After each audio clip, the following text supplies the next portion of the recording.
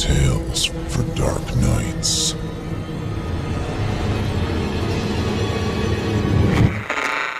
Want to make sure you never miss a Chilling Tales for Dark Nights video again? Be sure to subscribe and hit that bell to turn on notifications. October, 2:23 a.m., California Highway 99, northbound. Get your butt down here and visit your boy! You ain't seen him in near a month! The voice screamed out of the little cell phone speaker. Dale held the phone away from his ear with one hand and kept an ironclad grip on the steering wheel of his Mack truck with the other. His ex-wife's rant was going into overtime, and he wished he knew enough about his new cell phone to know if it had a volume control. I go where the work is. Damn it, Velma. You know that. Don't give me that crap! That's the same excuse you used to spend time with that whore in... Her voice faded, and when it roared back, it was punctuated with the static pop. Kill me. Dale brought the phone back up to his ear. What'd you say, Velma? Don't pretend you don't know who I'm talking about. I know. The signal faded again, then came back. The voice panicked. I don't want to die. Can anyone... Please... That didn't sound like Velma. His ex-wife would cut off her tits before she asked anyone for help. Dale held the phone out, glancing at the little screen. The words, "weak signal," flashed. He brought the phone back to his ear. Velma, what the hell are you talking about? Please help me. It wasn't Velma. This voice sounded younger and terrified. Who is this? The voice dropped in and out. Dale was only getting fragments. Sandra, please. Gonna kill her. I can't move. All right, calm down. Tell me where you are. End of Route 194. Cave. Drag race. Come again? Raced a red spider down Route 194. Can't move. Dead bodies all over. Dale's heart skipped a beat. He held the phone away from his ear as a familiar feeling rumbled in his gut. It felt like standing in front of a large, ominous door that was opening slowly, creaking on old, tired hinges, leading to places Dale never looks for, but always seems to find. He sighed and touched the phone back to his cheek. I'm northbound on the 99. Which way are you on the 194, east or west? No answer. Hey, Sandra, east or west? Silence. Dale pulled the phone away, looking at the tiny screen. No signal. Goddamn Chinese piece of crap! Dale pressed a few buttons on the phone, trying to get the call back, but he didn't really know what he was doing. After a few seconds, Velma's voice popped back in, loud and clear. That best friend of yours is so dumb he couldn't find his ass with both hands in his pockets.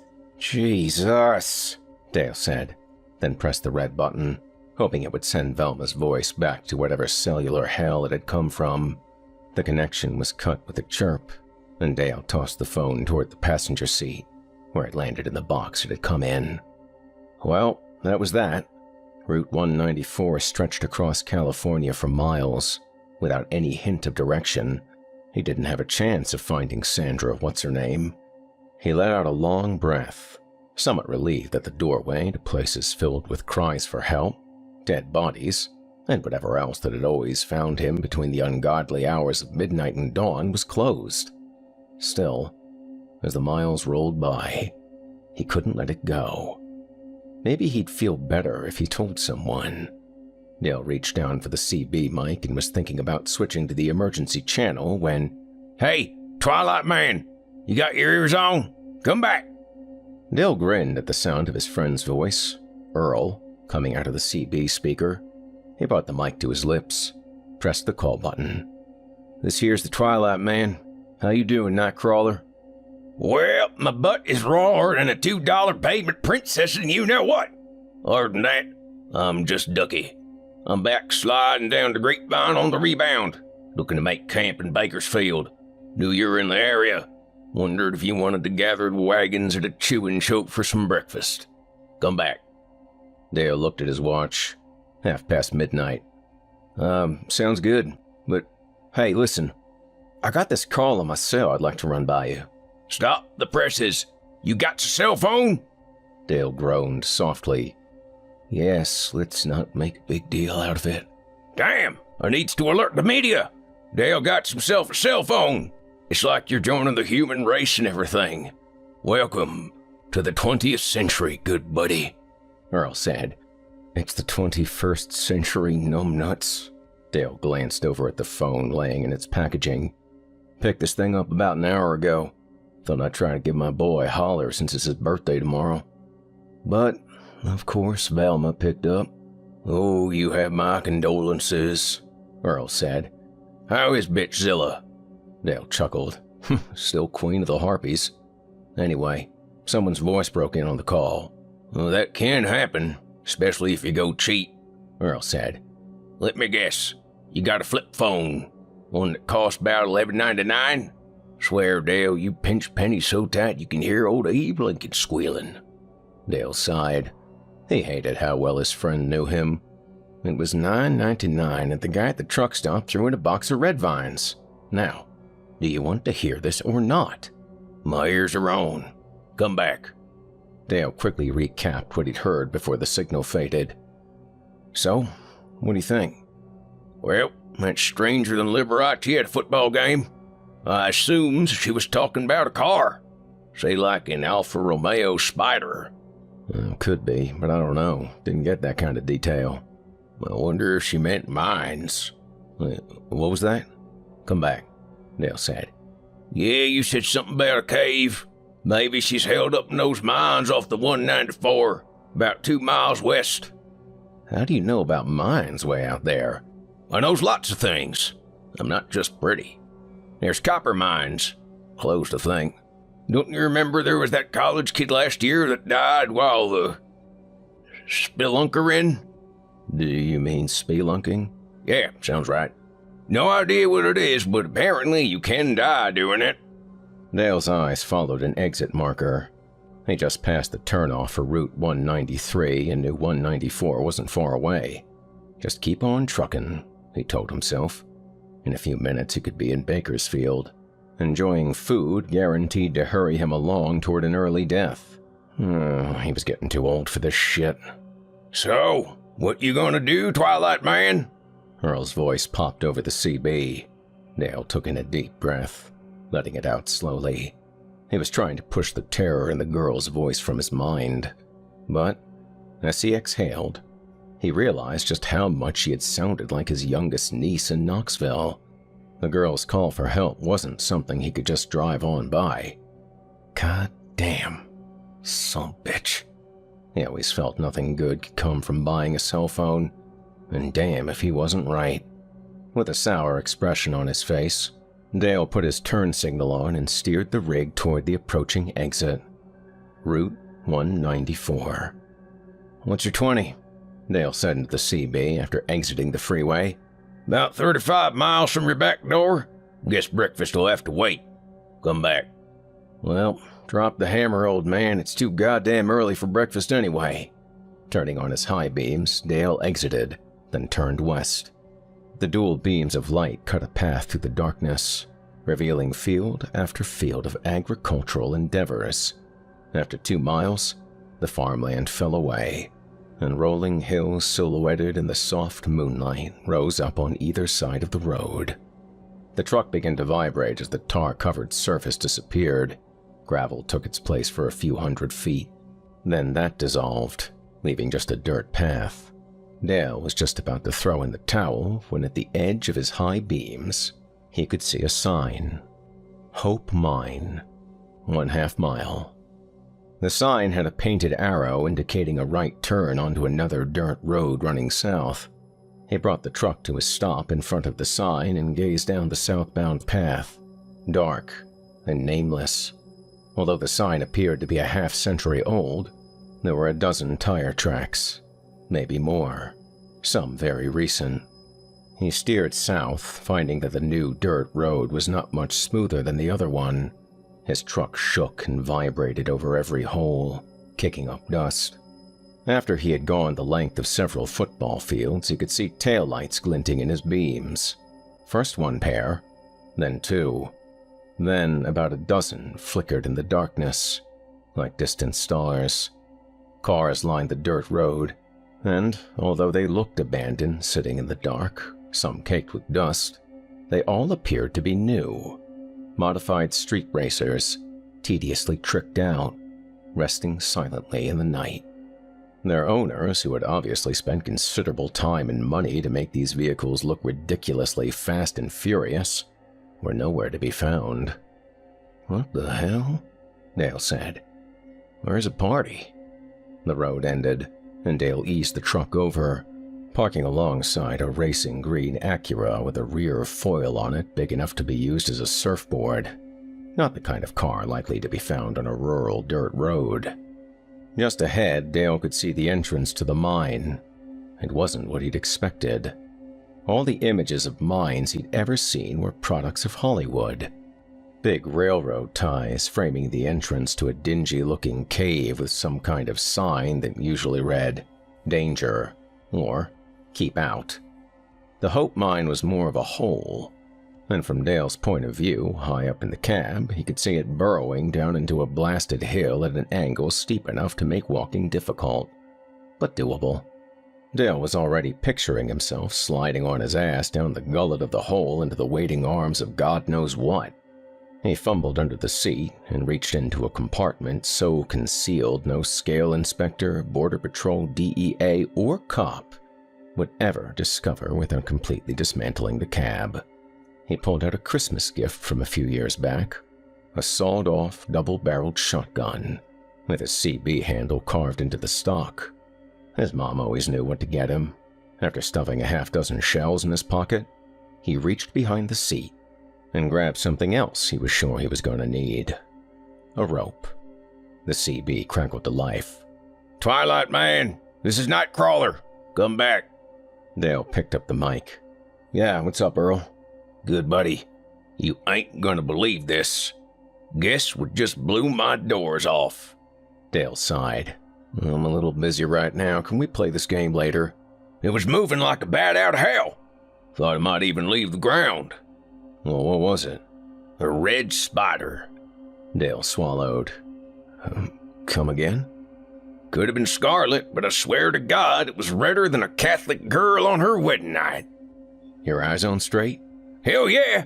I'd say it was a 1965 Alfa Romeo hardtop. Did I call it?" "Yes, you called it. You're very wise." "And Purdy." "I'm willing to bet it wasn't Solo," Dale said. "No, sir, it was not." Earl came back. "How'd you know?" "Well, you're not the only one who's more than just pretty. What'd you see?" "Looked like a yellow, could have been white Honda Civic. All souped up, racing alongside. You know them street racing life-size Hot Wheels kids are spending all their coin on?" Dale looked over the graveyard of cars, any one of which could have been owned by the late Paul Walker. "Yeah, I have a pretty good idea of what you're talking about. Everybody wants to be Vin Diesel." "What's a Vin Diesel?" Forget it. Which way'd they go?" "Heading north. I bet my left nut they're heading your way." "Yeah, that's a big 10-4. And, why the left nut?" "Well, I'm extra partial to my right one. Have been ever since I discovered what they were." "Very sorry I asked. What's your 20? "I just passed Route 190. "Jeez, Earl, you move slower than turtle shit." Bitch. Dale told Earl what he had found and what he planned on doing, even though he hadn't really convinced himself yet. "You really going down there?" Earl said. Dale scratched his head, pondering the wisdom of his plan. He brought the mic up to his lips. "You didn't hear that kid's voice. If she were my kin, I'd sure as hell want someone to go after her." He leaned over and removed a flashlight from the glove box. "You ain't even sure she's down there?" Dale turned the flashlight on, shining it over the dust-covered cars. "Well, she ain't up here, that's for sure. If you don't find me when you get here, call in the cavalry." Before Earl signed off, he urged Dale to take his cell phone. Dale reluctantly agreed and gave his friend the number. Dale slung the rope over his shoulder and stepped out of the cab. He buttoned up his leather vest, then stepped to the front of his rig. He secured one end of the rope to the bumper, then strolled toward the mine. Upon reaching it, his boots knocked a few rocks down into the darkness. He scanned back up the road that brought him here, checking for approaching headlights. Nothing. Darkness. He wasn't worried about the driver of the Red Spider. Dale could deal with some young punk street racer turned serial killer, if that is what this was. Running cargo across the United States in the dead of night for a living allowed Dale the frequent opportunity to meet a wide variety of assholes. Mr. Alfa Romeo Spider was nothing special, but as he gazed back down into the opening in the earth, the hair on the back of his neck stood up, and he couldn't extinguish the feeling that something was looking back up at him. Something cold, something unfriendly, something ugly. "I'm coming, kid." Dale tossed the rope down and the blackness seemed to swallow it. He turned on the flashlight, chasing away the dark, and was relieved to see that the floor seemed to level out about 20 feet down into the mine. He gripped the rope and began his descent, boots sliding in loose earth. His 240-plus pounds of muscle and well-fed trucker's physique created an avalanche of gravel, limestone, and thick dust. If there was something down there waiting for him, he had made enough noise to let it know he was coming. With each step, the air got colder, and something else assaulted his senses. A thick stench started to rise, pungent, adding weight and a foul color to the air. It was a recognizable aroma, one Dale had taken in more times than anyone ever should. But his familiarity with the smell didn't desensitize him to it. He gagged, tasted vomit, and his eyes watered as he moved closer to the source of decay and rot. He reached into his back pocket and pulled out a handkerchief, tied it around his mouth and nose like a train robber. The metal material did a piss-poor job, but it filtered the stench enough so that his eyes stopped tearing up like a little girl. Preoccupied with not puking, he almost didn't notice that the texture of the walls had changed.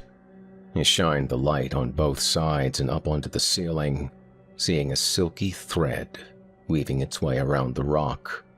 Oh, wonderful. Bugs, he thought. The thread seemed to get thicker the deeper he went. It even started to spread onto the floor, winding over long, horizontal boulders pressed up against the wall. He had passed a half-dozen of these elongated rocks wound up tightly in silk before he realized they weren't boulders. They were bodies. Ah, crap on a cracker. Dale knelt down next to one, peeling away some of the strands with the barrel of the shotgun. It was a strange-looking corpse. It looked like the mummies in the Chicago Museum he got to gawk at as a kid, all dried up, shriveled. But no mummy he ever saw wore a Raiders cap. The light glinted off the NFL logo, and as Dale tapped it with the shotgun, the corpse's jaw dropped open with a crack. Dale stood back up, watching a spider the size of his hand crawl out from the shriveled body's throat. He noticed others crawling about, none larger than his palm. They moved over the bodies, feeding, their fangs pumping up and down, drinking in their meal. Dale narrowed his eyes, his blood beginning to boil. He turned on a heel and started heading deep into the mine. When he could, he adjusted his steps so that each one was followed by a crunching sound, bringing a satisfied grin to Dale's face as spiders died under his alligator skin boots. "Sandra?" he began to call, not giving a crap about being stealthy. If there was something down here wanting a fight, he was in the mood to oblige. Sandra's name echoed down the passage, and Dale could hear it reverberating for miles. He checked every body he passed for signs of life, knocking spiders to the ground with the barrel of his gun. The bodies were in various stages of decomposition, some looking very fresh, but none were alive. He stopped to deliver an occasional twist of the heel as arachnids died underfoot, but he began to notice that the further he went into the belly of this nest, the more eight-legged bastards there were to crush. He burped out a sigh, beginning to feel defeated. If he went much deeper, they might grow so numerous he wouldn't be able to dispatch them with a simple twist of the boot. They were already starting to drop onto his arms and shoulders from the ceiling. Damn it! On the verge of turning back, his flashlight caught something silver and metallic on the ground. A smartphone. A hand lay on the dirt floor, still and close to the phone. Dale followed the arm up to its silk-cocooned body hanging from the ceiling. Enough silk strands had been torn away that an arm had managed to get free. Even beneath the wrapping, Dale could see that this body was fresher than the rest. Dale stepped over and pulled at the tightly wound silk around the torso. Big glittering letters in the girl's t-shirt read, "American Idol." He placed 2 fingers on her jugular. Nothing. He checked again. Still nothing. He bent down and retrieved the phone. A name was printed on the protective case. Sandra Cleveland. Damn. I'm sorry, Sandra. Just not quick enough. Dale swatted at the spiders that had their fangs in her, then crushed a few under his boot, cursing. He was just twisting his heel on the last one when he heard the sound of engines. At least 2. He wiped his feet in the dirt, grinning. Now let's go deal with Mr. Serial-killing, spider-loving son of a bitch. With the shotgun over his shoulder, he began to jog back toward the entrance. The sounds of the cars were getting louder, engines revving. By the time he reached the rope near the entrance, one of the engines had been killed. A voice drifted down the holes as Dale climbed up. I beat you, bitch! Now! Get out of that historical artifact you call a car! Dale reached the mouth of the mine and stepped up into the night. The first thing he saw was a teenage male, just old enough to shave, wearing an oversized sweatsuit, an unnecessary amount of gold chains around his neck, and a cap with the bill pointed backward. He was jumping up and down, and every few seconds he would perform some ludicrous dance move that the white kid clearly believed he had mastered. Beat you fat and square, I beat you fat and square, the teenager said, moving away from his modified street racer, a Honda Civic, with a chrome blower rising from the hood. He walked and sort of danced over the Italian car, a red Alfa Romeo Spider. Come on out! Let's see you losing biatch ass. The Spider just idled patiently as if it were waiting for something.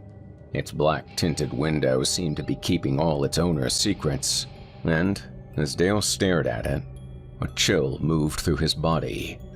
It suddenly occurred to him that there may be more than one shithead in the Spider. 2, maybe 3 he could deal with, but if there were more and they were armed... He decided to conceal himself, watch a while, and see what he was up against. He crouched down behind a pile of rocks just outside the mine's entrance as the teenager continued to taunt the driver of the Spider. Hey, you gonna show yourself or what? It's time to pay up, bitch! Let's see the pink slip! The teenager kicked the front tire of the Alfa Romeo. The Spider's engine revved, and the kid took several steps back. The engine roared again, and the car began to vibrate violently, looking like a rocket moments before leaving the launch pad. Dale felt the ground trembling beneath him. The teenager held up his hands as if he suddenly realized where he was, in the middle of nowhere, surrounded by derelict streetcars. You know what? Just keep it, man. He took 2 more steps back. I don't want that antique roadshow anyhow.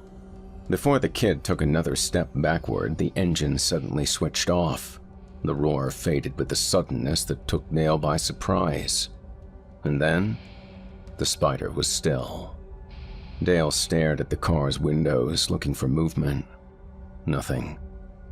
So, all right then, the teenager said, tugging at his cap. I'll catch up with you on the road, biatch. The hardtop roof of the Spider began to move, accompanied by a high-pitched mechanical whine. The roof opened like the hood of a car. Dale rubbed his hairy chin. No idea Alfa Romeos could do that. The roof continued up and back until it lay flat on the trunk. The machinery that moved it cut off at the choke, creating a cold silence. The teenager took a step forward. That is sick! You tricked that yourself? Out of the opening in the spider, a female head started to rise like a disembodied apparition. Long hair spun over her scalp, so black it melted into the night. A slender, creamy-skinned neck bled into smooth, naked shoulders. Her hands rose, gripping the top of the windshield. The teenager smiled at her. Hey, babe. You know I don't really want this time machine. He pointed at the spider. Maybe we could work something else out? You know what I'm saying? The woman smiled back, her black lips framing white teeth. She ascended further, revealing round, naked breasts, nipples hard and gray.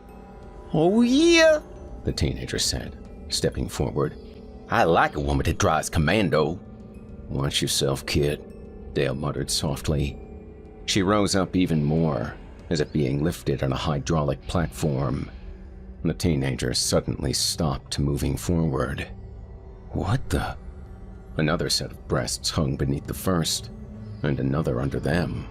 The woman's engorged chest looked like a sow that had recently given birth, with gray nipples descending the length of her torso. The teenager pointed a finger. You freaky bitch! Stay the fuck! Something else emerged out of the Alfa Romeo. Long, thick, hairy. Oh shit, Dale said. One by one, 8 hair-covered legs, each the girth of an adult python, uncoiled from the car's interior. They stretched out as if waking from a long hibernation, then began to plank their arachnid feet on the dirt. The creature lifted itself out of the car, looking like something out of Greek mythology gone haywire. From the waist up, it resembled a human female, but everything else was arachnid. With multiple leg joints and thick brushes of hair, it scurried away from the Alfa Romeo, its dark eyes at least 8 feet above the ground, peering at the teenager. The boy who had been so animated only a minute ago seemed frozen in place, paralyzed in the creature's Medusa-like gaze. He didn't attempt to run, even when it scurried toward him. Its front legs bucked up, enveloping the boy. He was lifted off the ground, and 4 hairy legs began to spin his body.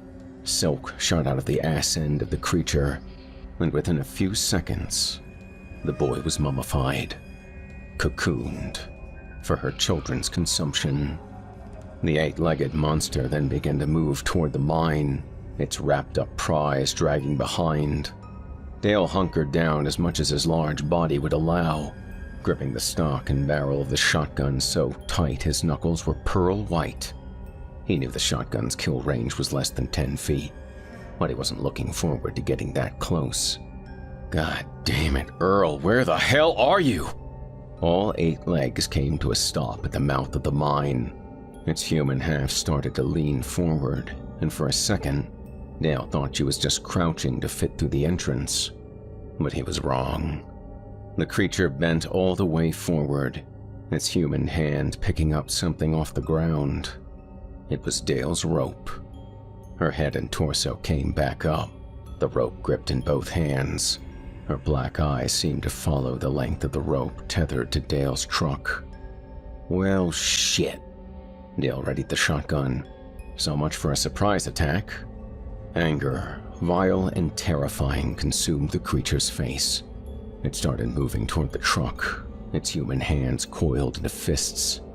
After only a few yards, it stopped, the anger melting away to what Dale thought was concern, as if she just realized the rope also descended into her burrow, her nest. She sniffed at the air, like a wolf catching the scent of blood on a wounded animal. She cut loose her latest prize, lowered her head, and scurried down into the mine. The teenager's wrapped-up body rolled down a slope and out of sight. Dale waited a few seconds for the hair on the back of his neck to relax, then stood up, letting out a long breath he wasn't even aware he'd been holding. He stepped from behind the pile of rocks and made for his cab, already picturing himself sitting safely within its confines. He'd much rather shoot down at the thing from inside his truck, or better yet, catch the beast in a crossfire from high up with Earl and his .38 on one side, and him on the... A blood-curdling scream that was only part human exploded from the mine. Dale whirled around, shotgun at his hip as the anguished cries echoed behind him. "Damn it, Earl, I could use some help here." "Okay, nothing to panic about," Dale told himself. "The bitch didn't see me up here, so she probably thinks I'm still in the hole somewhere. Just keep quiet," and a loud chirping noise shattered Dale's thought. He spun around looking for the source, which seemed to be behind him. After spinning a half circle, the chirping was behind him again. He did another fast 180, scanning the entrance of the mine for a few tense seconds. Then, he finally realized what it was. Goddamn phone. He pulled the cell phone from his back pocket, desperately trying to make it be quiet. He flipped it open and after pressing several buttons, finally hit the green one. The screen lit up. The chirping stopped. He was about to whisper something into the phone when he realized that whispering was no longer necessary. Eyeshine glinted deep within the gullet of the mine, and it was moving toward him. "Dale, you there?" Earl's voice squeaked out of the tiny speaker. Dale didn't answer, just took several steps back, shotgun leveled at the mine's entrance in one hand, cell phone in the other. "Hey, good buddy. I'm at your back door," Earl said. "Find anything?" Dale held the phone in front of his face and said, "A bug. A big fucking bug."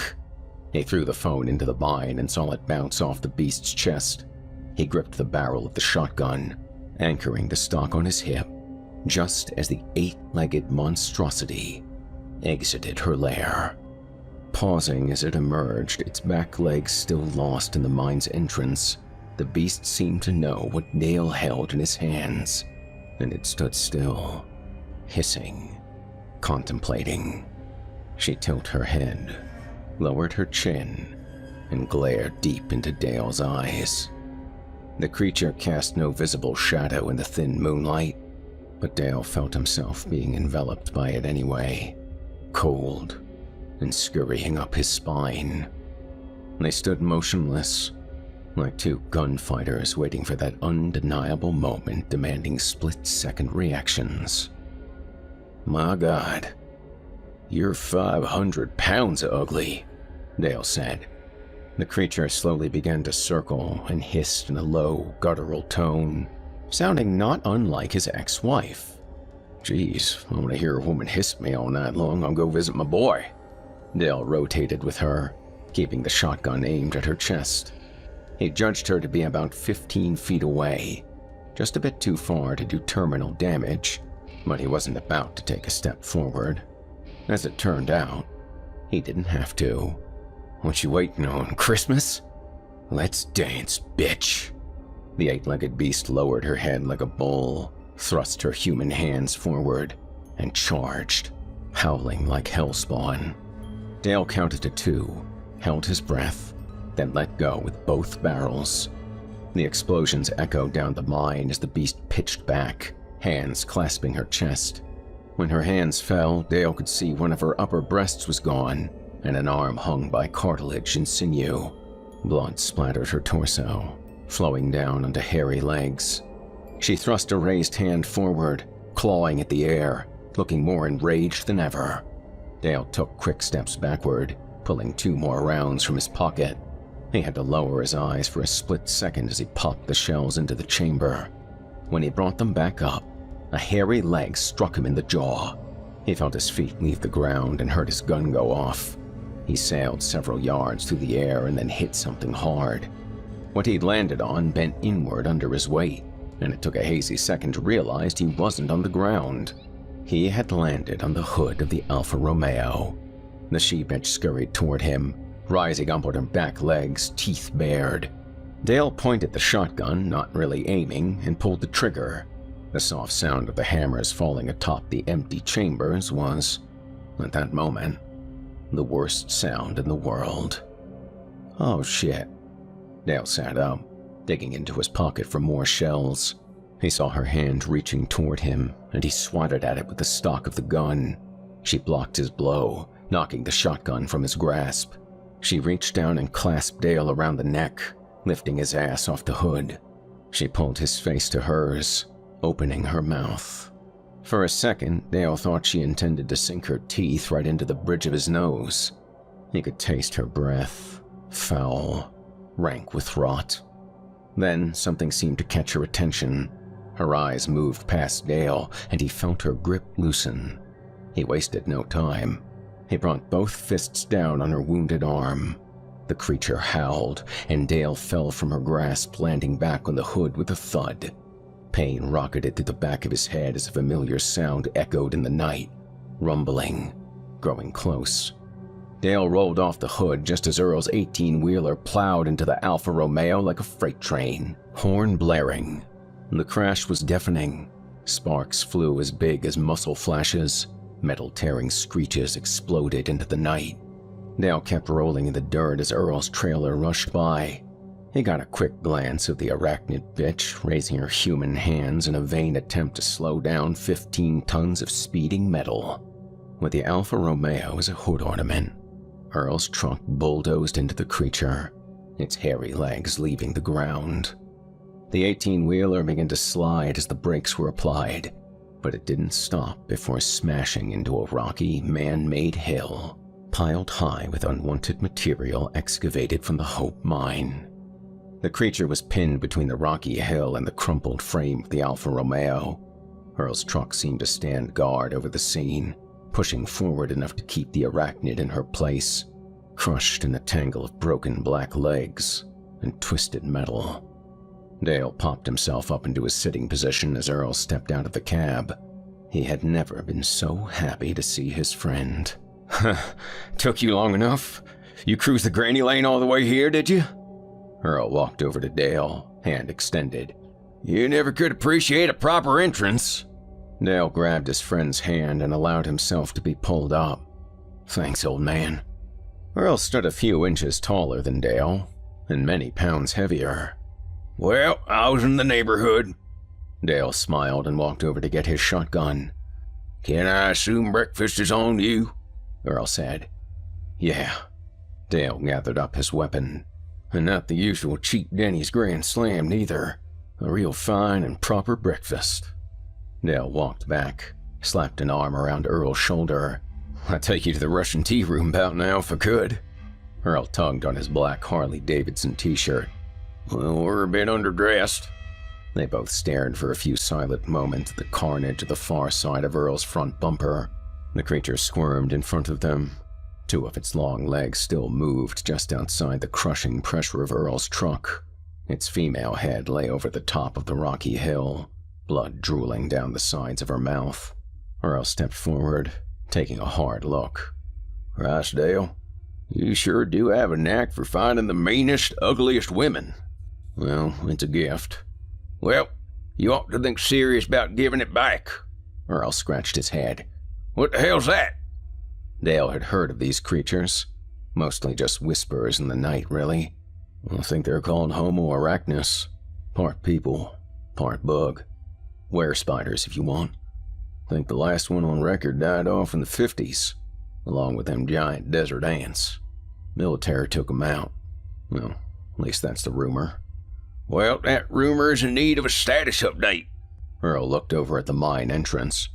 Oh, anyone alive down there? Nothing on two legs. Dale pointed down the slope. There's a kid down there in a silk wrapper. Probably just napping. Looks like spider bitch like to stun her prey. I'll go take a look, Earl said, then pointed over at the crushed beast. Why don't you go and say goodnight to Gracie? Dale nodded and strolled toward the rocky hill. He pulled 2 shells from his pocket and loaded the shotgun. Closing the chamber, he climbed up and around the uppermost part of the hill, where the creature's head lay. Its black hair spilled out onto the dirt like crude oil, and Dale placed a boot on a few healthy strands, inches from her scalp. She tried to raise her head up, but Dale's boot held it down by its midnight-colored locks. She looked at him, and hissed, blood spotting his jeans. In these final moments, Dale could never despise these things. Not much, anyway. It was just an unnatural thing, doing what unnatural things were made to do. But now, it was time for Dale to do what Dale was made to do. He leaned over, placed both barrels up against her forehead. "Say goodnight, Gracie." He pulled the trigger. Chilling tales for dark nights.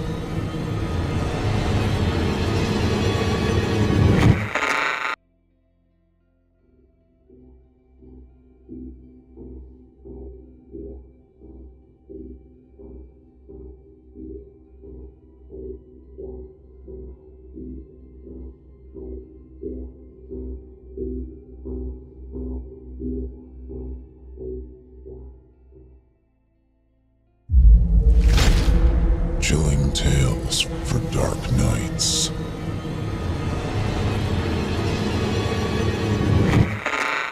Want to make sure you never miss a Chilling Tales for Dark Nights video again? Be sure to subscribe and hit that bell to turn on notifications.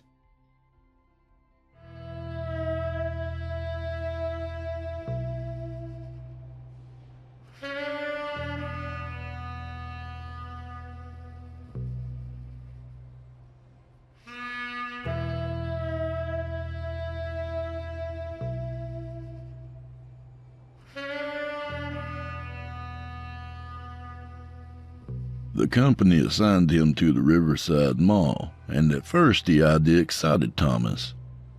He hadn't been to that mall since he was a kid. The storefronts, bright and filled with the lights, lit up his memories. The mall's layout nearly unfolded itself in his mind, from the Silver Coin Arcade and the Sal's Pizza to Canale's department store that hid behind the two-story carousel and its obnoxiously cheery music. Thomas could still hum the tune with ease. Once he remembered he and his grandmother tried to catch the last feature of some cartoon at the movie theater, but they never made it. Instead, they walked the entire length of the mall in defeat, his grandmother breaking the silence with apologies, but Thomas hadn't said anything because he'd needed no apology. The empty mall was better than any movie.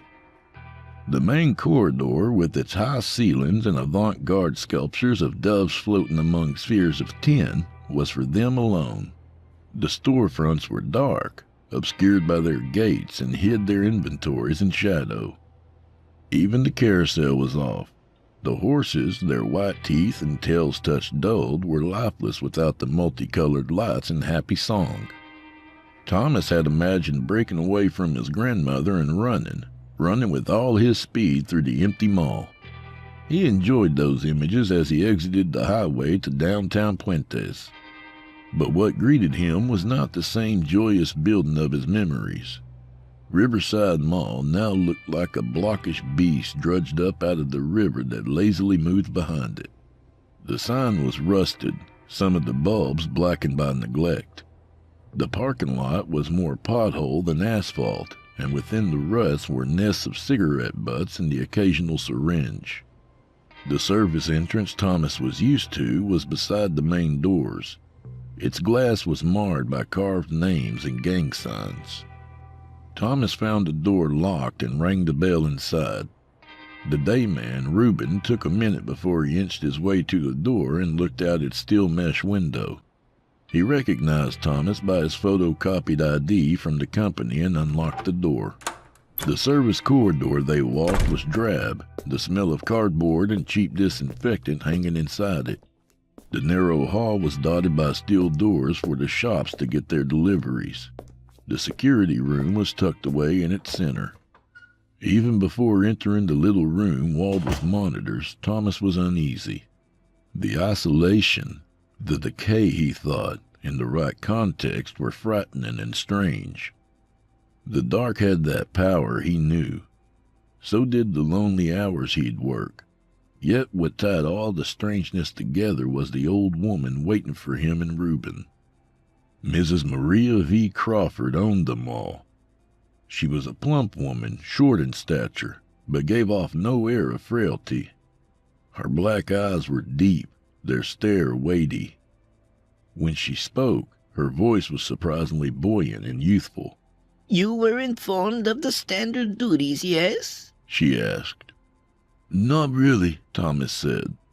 The agency told you nothing? No, he told her. They just gave me the assignment and told me to show up. That is unfortunate, She said. Have you done this work long, Mr. Players? It'll be one night when I clock out tomorrow, Thomas joked. So, Mr. Players, what exactly is your experience? Truth be told, this is my first week out of training, Thomas admitted. I had some career changes. This, too, seemed to vex Mrs. Crawford. She lifted her hand to silence him. No matter. She said finally. This job does not require much skill. For an hour, you will sit in this room and watch these monitors. If anything odd occurs, call the authorities. If nothing, once that hour is up, you will walk the building. If again you see nothing, return and repeat the process. Have you had a lot of break-ins? No. She answered, offering no more explanation than that. As you no doubt noticed, this place is past its prime. More than likely, any thief would target the pawn shop down the road. No, I'm more interested in not incurring additional costs, other than your employment, of course. Yeah, with this economy, Thomas started to say. The economy has little to do with it. Crawford corrected. Simply put, the city has grown outward and the area is no longer fashionable. Now, even the lowliest of anchor stores wants nothing to do with the mall that's on the outs, to borrow a creditor's phrase. One day, I suppose, if I were so inclined, I could sell the land and get a hefty profit. But that brings me to the most important part of our meeting. My son, Leonard, Mrs. Crawford said. The way she spoke his name seemed to drive the air from the room. Does he work here too? Thomas asked. The question made the silent Reuben fidget. Mrs. Crawford glared at him. My son is unable to work. So much of what was canon in my youth is now barbarity and madness. There were complications with Leonard. A prenatal supplement. Metformin, it was called. That's what made him different. You see, my son is unique. Shy. He was born healthy, strong, but his mind never truly developed. Thomas smoothed his hair. I'm sorry to hear that. Reuben groaned. Apologies are for tragedies, Mr. Players. She shot back. My son is a miracle. A misunderstood miracle. She continued. Children with his condition usually die in the womb. But not my Leonard. Not my sweet, curious boy. It was people, with their ignorance and mockery, that drove him into this state and forced my hand. Leonard tried the world and was left wanting. So I opted for this new arrangement instead. See, he always loved this place, so I let him wander around at night when no one is here. He likes to look into the shops, play in the arcade, and even ride the carousel. The boy can work it by himself. Okay, I'll introduce myself and... You most certainly will not meet my son, Mrs. Crawford said. People looking at him, that triggers the old feelings. People made him uncomfortable and still do. I've informed him that you will be here during his playtime and to ignore you. So if you hear the carousel or see the arcade gate open, it is Leonard, and thus no cause for alarm. But I cannot stress it enough. Don't speak to him. Don't gesture to him. And above all, do not look at him. Did the last guy do that? My lawyers have informed me to say nothing of Mr. Arredondo's accident. Crawford said, struggling to rise. Carlos moved to help her, but one stare sent him back to the wall. Standing finally, Mrs. Crawford told him, In spite of all I've told you, this should prove to be a very mundane job. 1 hour here, 1 hour of rounds. Repeat until Reuben opens in the morning. Yes, ma'am, Good. she said, waddling to the door. If there is an incident with a thief, you can explain it to a police officer. She said, Leonard, on the other hand, if he were to catch someone... The bathroom is next to the food court, and all the vending machines work. I didn't bring any change, Thomas said, patting his clothes. Mrs. Crawford grinned almost imperceptibly. That's a pity. She said and left. Reuben opened the door for her and hurried down the corridor to open the rest. Thomas stood in the guard station and tried to adjust to the vast and empty solitude. The walls of monitors served as a reminder that Riverside Mall was once the third longest in Texas. One screen showed the carousel at an odd angle, and Thomas remembered that he wasn't alone. In that giant building, it was just him and Leonard.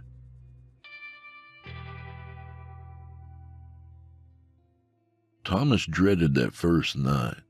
The thought of making the rounds in the dark with a socially inept recluse tensed his shoulders and tightened his jaw.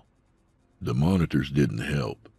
Their lack of color and sound mixed with the shadows of the storefronts and kiosks made everything look sinister, and all of their angles were off-center. Thomas thought it was a way of letting Leonard move around without being seen. That realization made his anticipation worse. At the top of the hour, Thomas took a series of deep breaths and walked into the main corridor of Riverside Mall. It was a shock to see the state of a cherished childhood memory. What was left were the scraps of commerce. The benches were square slabs of reclaimed planks painted a sticky blue, and the rectangular pots for mid-mall plants were filled with cancerous fiddle leaf and cigarette butts mixed with the stale dirt. Some of the gated storefronts, Thomas realized, had been closed long before he ever got there, their innards vacant except for the shells of countertops and the bones of display racks. Empty places with signs from a dying era, copies of a copy of a copy, until there was nothing left but their distorted remains. One such place was J&B Toys. Its sign was a smiling train, and from its smokestack puffed the store's name in a font popular 20 years ago. From what he saw, the toys, teddy bears left to die in piles, and a wall of discolored heroes with misspelled names, were either entirely generic or plain knockoffs. Thomas used his flashlight to see a stack of off-putting baby dolls in the back of the store. Even from that distance, Thomas felt the itch of their cheap fabric. Another, which replaced a long-gone Zoinks, was a sporting goods store where for all the time Thomas stared into it, he couldn't find the brand name on any of the equipment. It depressed him to see Riverside in such a state. His boots scrunched on the broken tiles, and he dodged more than one construction area. Open holes in the floor taped off with cheap plastic ribbons and anchored by trash cans. But as he neared the eastern wing, a faded sign brought a smile to his face. The Silver Coin Arcade. All the old memories of pumping quarters into the Kothdar the Barbarian cabinet, or firing off round after round in Classroom of the Dead, these made him nearly run to it. Though Thomas knew what kind of place the Riverside Mall was now, he hoped somehow, by some miracle, the arcade had been spared by time. The smell of its carpets and walls dashed his hopes away. A stale stink of mold and cigarette smoke left to moisten in the humid air wafted through the lowered cage door. Some of the games were still inside, the few remaining game cabinets discolored and chipped, but they had been replaced mostly with slot machines and video poker. Thomas lingered, hoping to glimpse any game of his youth, but was disappointed again. He turned away, and knowing no one would care, lit a cigarette. The smoke couldn't make Riverside Mall any worse with its coin-operated rocket ships half destroyed and its lone restaurant, pizza and beer, stinking of congealed grease and farts. He didn't see or hear Leonard that first night. Riverside seemingly only vague shadows as though wanting Thomas to mourn what had once been. Still, he kept his mind sharp, ready to stop at any strange echo or whispered word. Yet, it wasn't until the fourth night that Thomas had any real evidence that Leonard really existed. On the 6th hour of his shift, Thomas stood at the front window of Babette's, which, from the merchandise, catered to the slutty but economical grandmothers of the area. After lighting a cigarette, he noticed one of the potted plants had been dug up. The soil and cigarette butts were scattered on the floor, and they'd been arranged in an almost childlike way. Simple shapes, the sun and moon. Further down the main corridor, dirty handprints smeared the walls and smudged the display window of a jewelry store. Their cubic zirconia and glass pieces glistened like distant stars. Further still, one of the store's gates had been lifted enough for someone to squeeze through. In the heavy silence, hangers clacked on their racks and heavy feet slapped on the tile in the dark. Something in the dark laughed, throaty and buffoonish. Thomas froze. It wasn't the jubilant laughter of a thief collecting loot, but of a child overjoyed to have found some shiny bauble that might entertain them. Yet there was a raw power to the sound, a strength in its childish unpredictability. Careful not to make noise himself, Thomas backed away slow. As Mrs. Crawford had told him, all he had to do was make the rounds and leave Leonard alone. If it was a thief, he'd find out about it the next pass. If Crawford got mad, he'd say all he did was follow her instructions.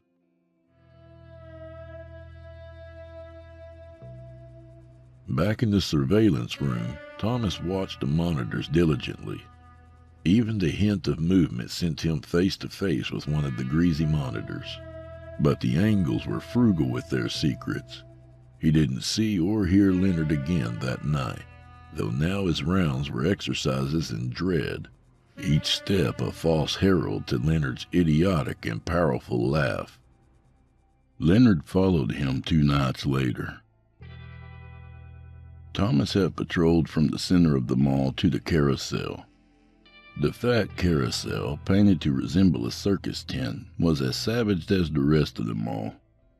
The horses were tattooed, the brass torn off their saddles and hooves, their noses rubbed free of paint. The old scenes painted on the inner walls were hidden in tagger scrawl.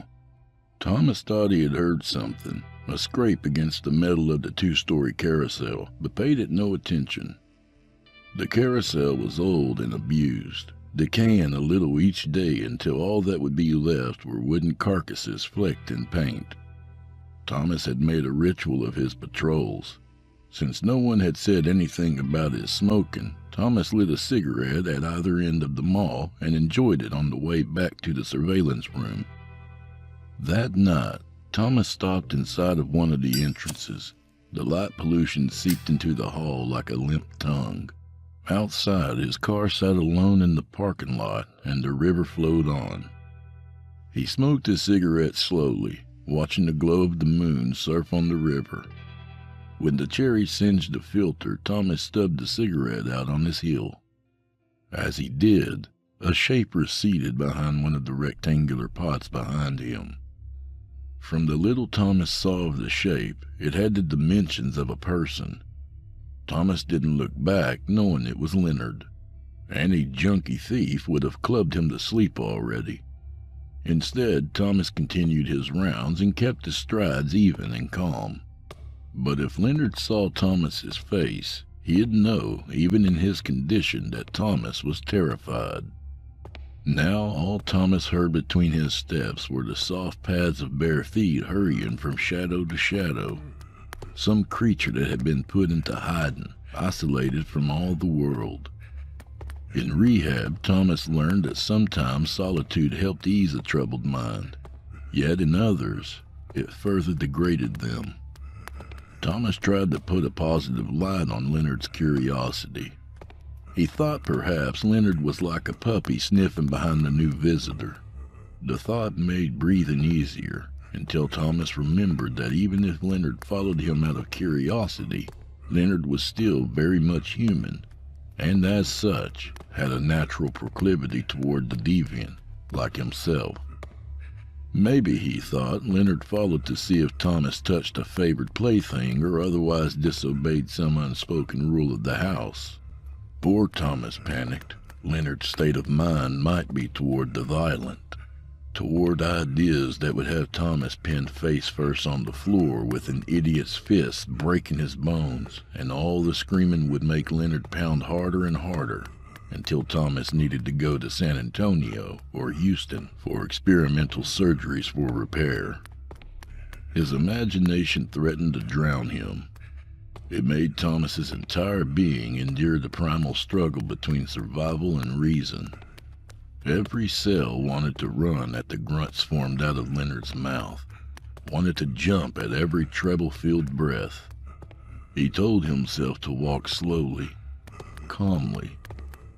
Leonard, by all accounts, was like a pet tiger.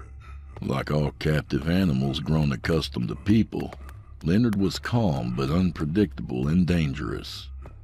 Thomas reacted to the service hall door same as seeing God. Still, even when the door was closed behind him, Thomas didn't sprint for the surveillance room. If Leonard was a wild beast man, even the sound of retreat might trigger a rampage. So Thomas made his way to the room slow and opened the door as if he were bored. Though he kept his ear trained for it, the service door never opened. Thomas locked the door and didn't leave until Reuben relieved him the next day.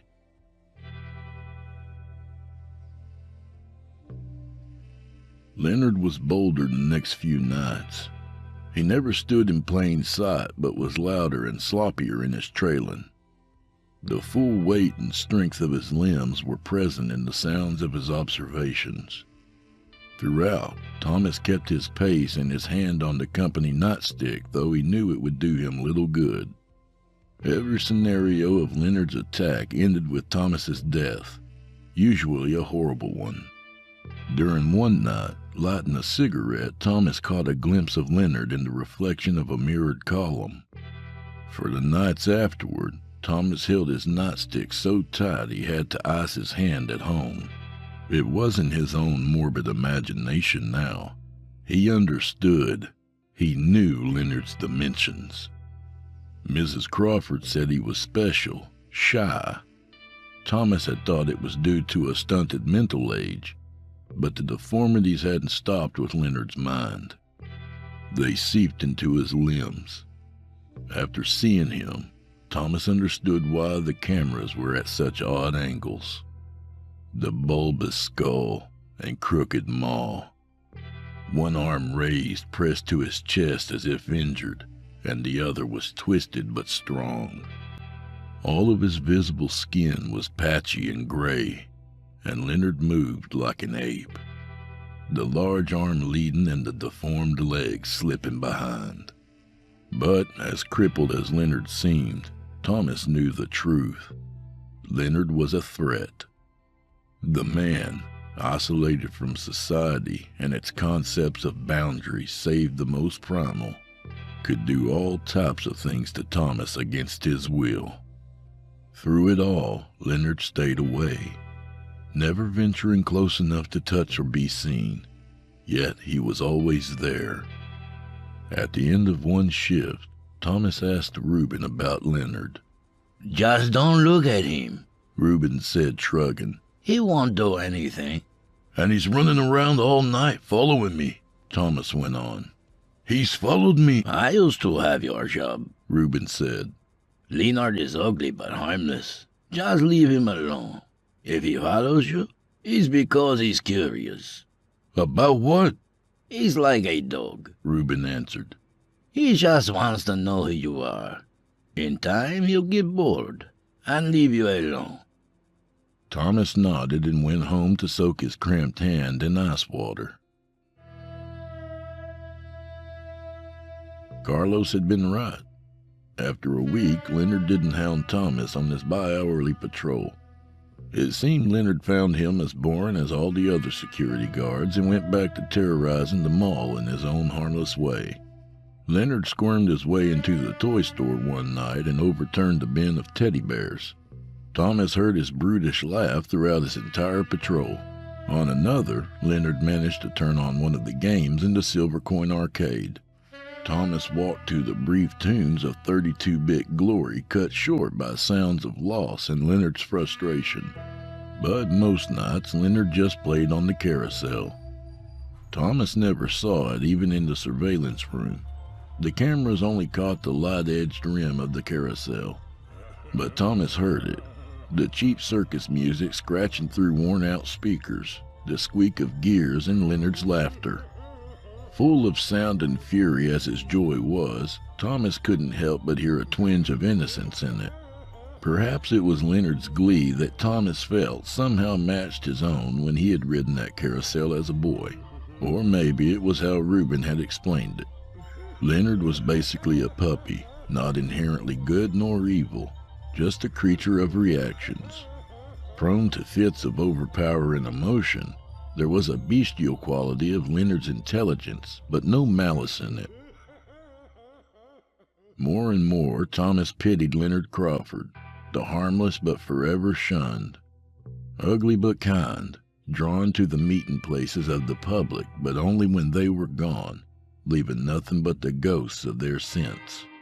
Thomas thought the world was cruel then. Leonard was a perfectly fine creature confined to the decaying Riverside Mall for nothing more than the comfort of the masses. If only they heard him laugh, Thomas thought. At first, as it was with him, the sound would be frightening. The sheer palpability of it was seldom heard in daylight. But if they could only listen, Thomas knew they'd feel its warmth and innocent joy. It was infectious. Not that he ever dared join in. In fact, Leonard hid whenever Thomas got within 50 yards of him. But Thomas listened and grew to admire it. Soon his admiration turned to envy. Thomas used to laugh like that. Used to look at the world like it was built on magic and miracles. Life stole that from him, though Thomas couldn't remember exactly how.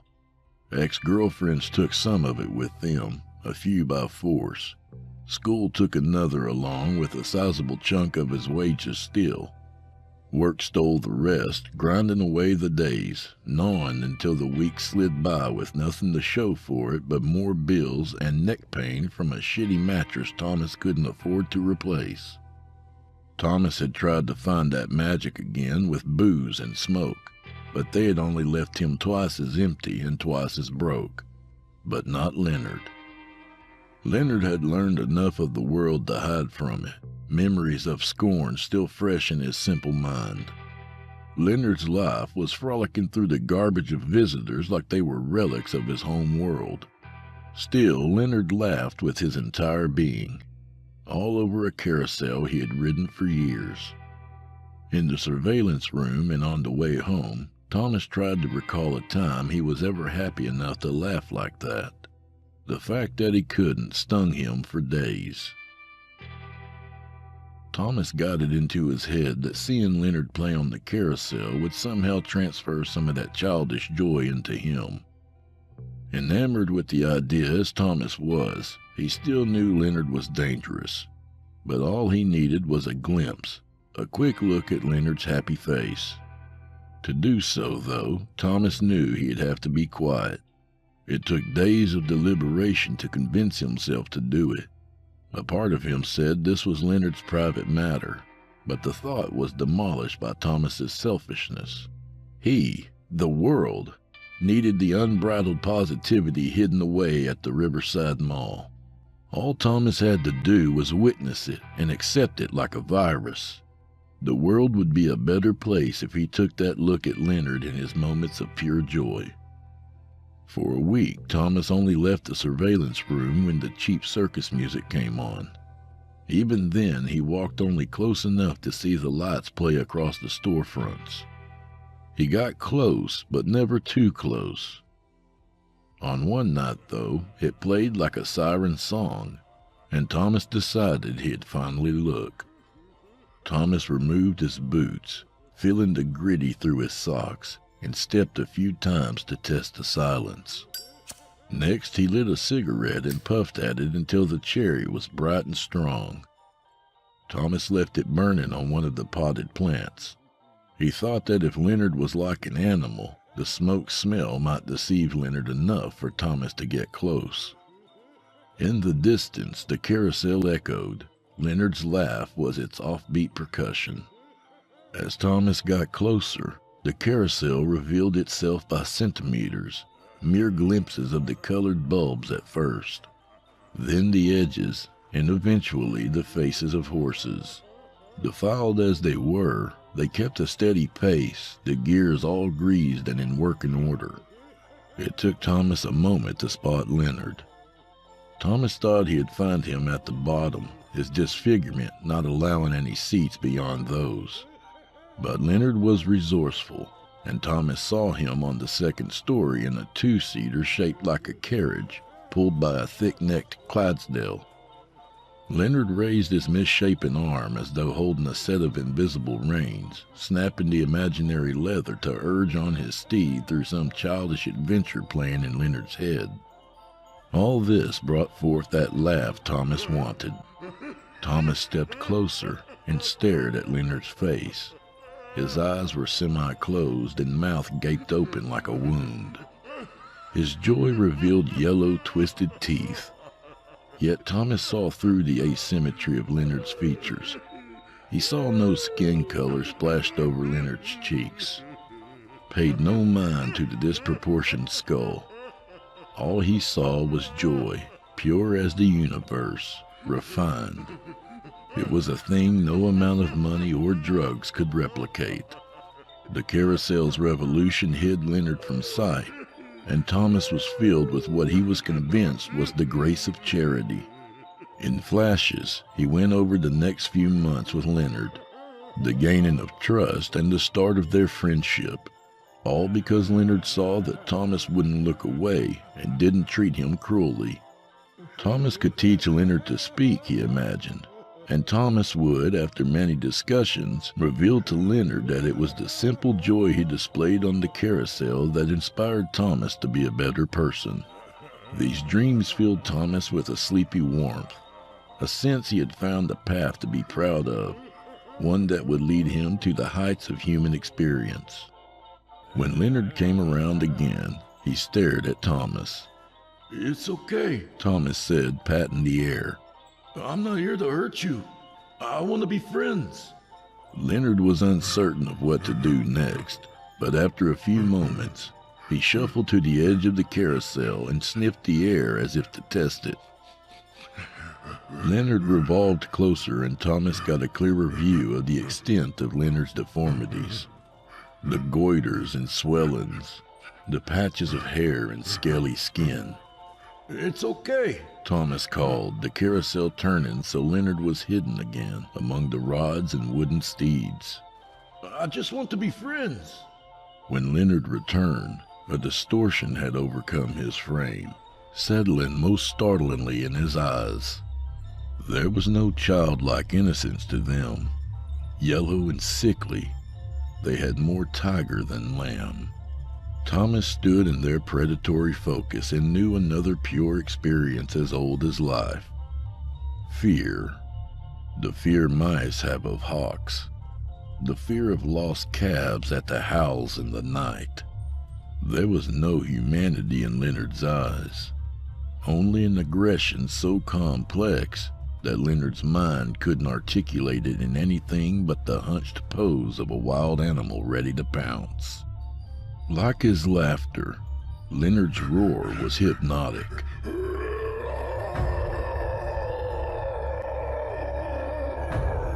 Thomas didn't react to Leonard climbing down his carousel and jettisoning toward him like a wounded ape. Only when Leonard was a few feet away, teeth bared and voice quaking, did Thomas turn to run. But his sock slid on the tile and he landed on his knees. Like a sugar-coated infant, Thomas crawled away as fast as he could. Though nearly sprinting on all fours, Thomas knew it was useless. Leonard would tear him limb from limb. But the animal part of Thomas's brain strobed horrid scenarios at him, spurning him to be away, away, away. Something heavy landed on his back, flattening Thomas out and blasting the air from his lungs. His brain tried to summon all his strength and more. Only Thomas's arms responded, flailing fruitlessly, because his legs had ceased to work. A big, grotesque paw clamped onto the back of Thomas's skull and pressed his forehead into the towel. Screaming, Thomas felt the cheap towel crunch under his forehead and felt Leonard's weight on his neck. Behind his eyes, a pressure built until Thomas couldn't shut them against their swelling and forceful evacuation. Blind, Thomas was consumed by the monstrous pressure. Yet through it all, Leonard laughed, hearty and strong, and the carousel played its scratchy song.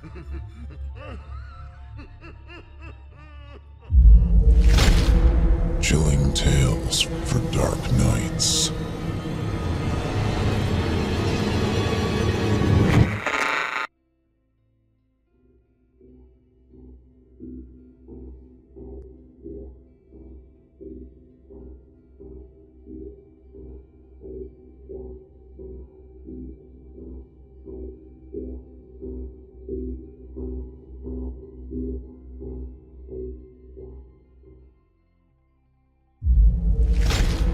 Chilling tales for dark nights.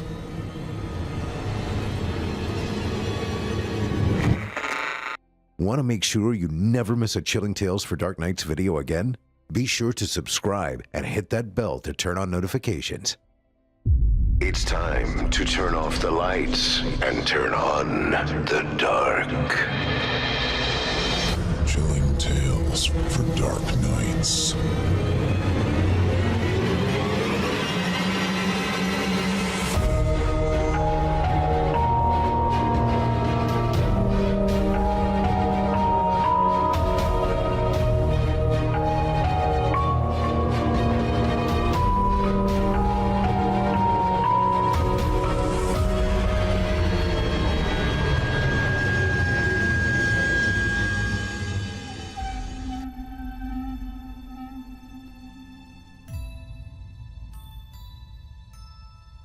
Good evening, listeners, and welcome back to Chilling Tales for Dark Nights.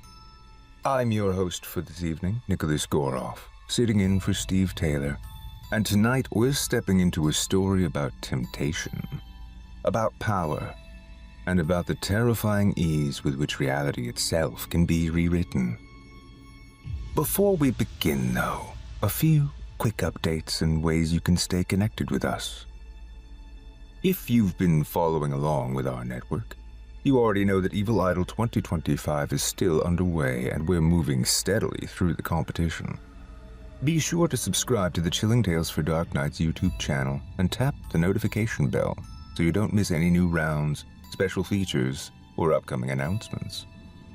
And if you enjoy what we do here, whether on this program, on Horror Hill, or across the network, please consider leaving us a 5-star rating and review on your favorite podcast platform.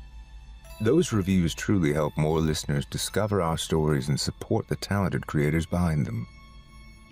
For those looking for even more chills, you can join us at chillingtalesfordarknights.com.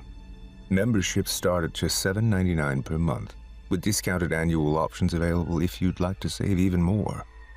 For that monthly membership, you'll enjoy ad-free listening, early access to episodes, exclusive bonus content, and full access to our extensive back catalog. It's one of the best ways to support the network, while unlocking even more horror. And of course, you can follow us on Facebook, X, Instagram, and TikTok for news, behind-the-scenes updates, and additional horror content between episodes. Now then, let's turn our attention to tonight's feature. Curiosity can be a powerful thing. It begins as a whisper, a question, a small, harmless urge to peek behind the curtain. But what happens when that curtain conceals something vast, something ancient, and hungry for devotion? Tonight's story is written by acclaimed author Micah Edwards and performed by longtime Chilling Tales contributor and Horror Hill alum Jason Hill, with production by Felipe Ojeda. Many of you will recognize Jason as the original host of Horror Hill, where his voice guided listeners through countless nightmares before passing the torch to Eric Peabody. We're proud to bring one of his standout performances back to you tonight, not only to celebrate his extraordinary talent, but to encourage you to explore Horror Hill, now in its 14th season, with new episodes every Thursday on the Chilling Tales for Dark Nights YouTube channel and wherever your favorite podcasts can be found. Originally featured on Horror Hill Season 3, Episode 2 on October 8th, 2020, this story remains as unsettling today as it was then. From author Micah Edwards, performed by Jason Hill, we present Alterations. Squirrels. Linus spat the word like a curse as he hauled himself out of his recliner. His ungainly exit bumped the end table, spilling his nearly empty beer can to the floor. Linus snatched it up, mopping at the puddle with his socked foot. The scratching noise below him continued unabated. Every year in the spring, squirrels got into his basement. He had no idea where or how. He had sealed the foundation with concrete, sprayed hardening foam insulation around all the windows. There were no gaps he could see, no drains or large pipes leading in or out. And yet, each spring, he would start hearing scratching noises from beneath the floor. It wasn't even like it was the same ones coming back. The rat traps he set made sure of that. All squirrels just seemed to believe that Linus's basement was a fantastic spring break getaway. Linus had considered posting the dead bodies of the previous squirrels who tried to move in as a warning to the others, but he figured that his neighbors would probably complain about that sort of yard decoration. Linus peeled off his damp sock and draped it over the arm of the chair to dry. One sock still on, he stomped toward the basement, hoping his footsteps would scare the squirrels away. He'd still have to set the traps, of course, but at least he wouldn't have to deal with the squirrel panicking and trying to escape into the house. The scratching was still going strong when he opened the basement door. Linus paused before turning on the light. It didn't actually sound much like the squirrels. Squirrels made a frantic scritch, scritch, scritch of tiny claws tearing rapidly against wood, or a shuff, shuff, shuff of small bodies burrowing into insulation. This noise was longer and sharper than either of those. It put Linus in mind of a knife being sharpened against a whetstone, a drawn-out shunk, shunk. It felt like the noise something bigger than a squirrel would make. What if a bear got in somehow? Linus wondered, his hand hovering by the light switch. Even in his slightly inebriated state, he immediately dismissed that idea. If there was a hole big enough to admit a bear to his house, he would have noticed it. Still, maybe a badger? An opossum? Aren't there supposed to be coyotes in this area now? The logical side of Linus's brain told him that he was being ridiculous, but it was rapidly being shouted down by much more vocal sections.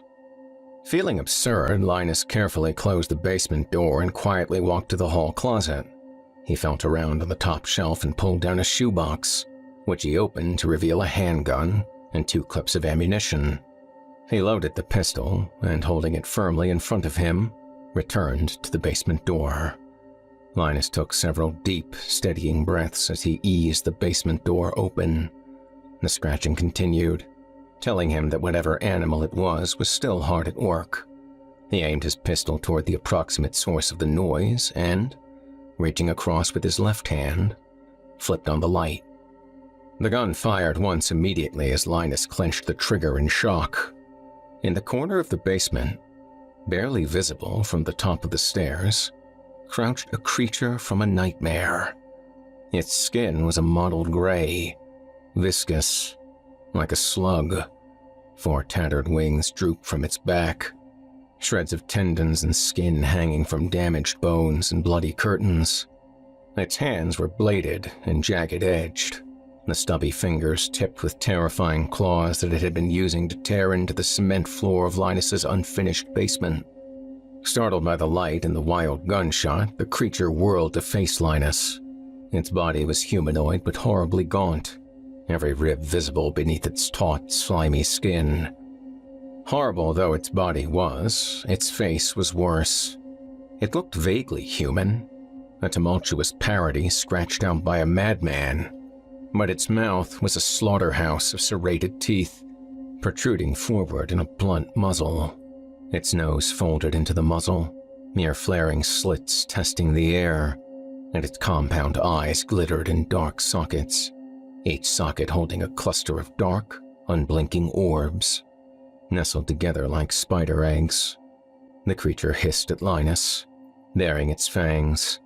Linus wanted desperately to run, but if this thing could dig through concrete, his hollow-core wooden door wouldn't even stop it for a second.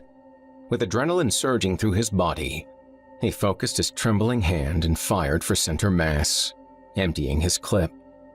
Training in close range won out over shaking hands.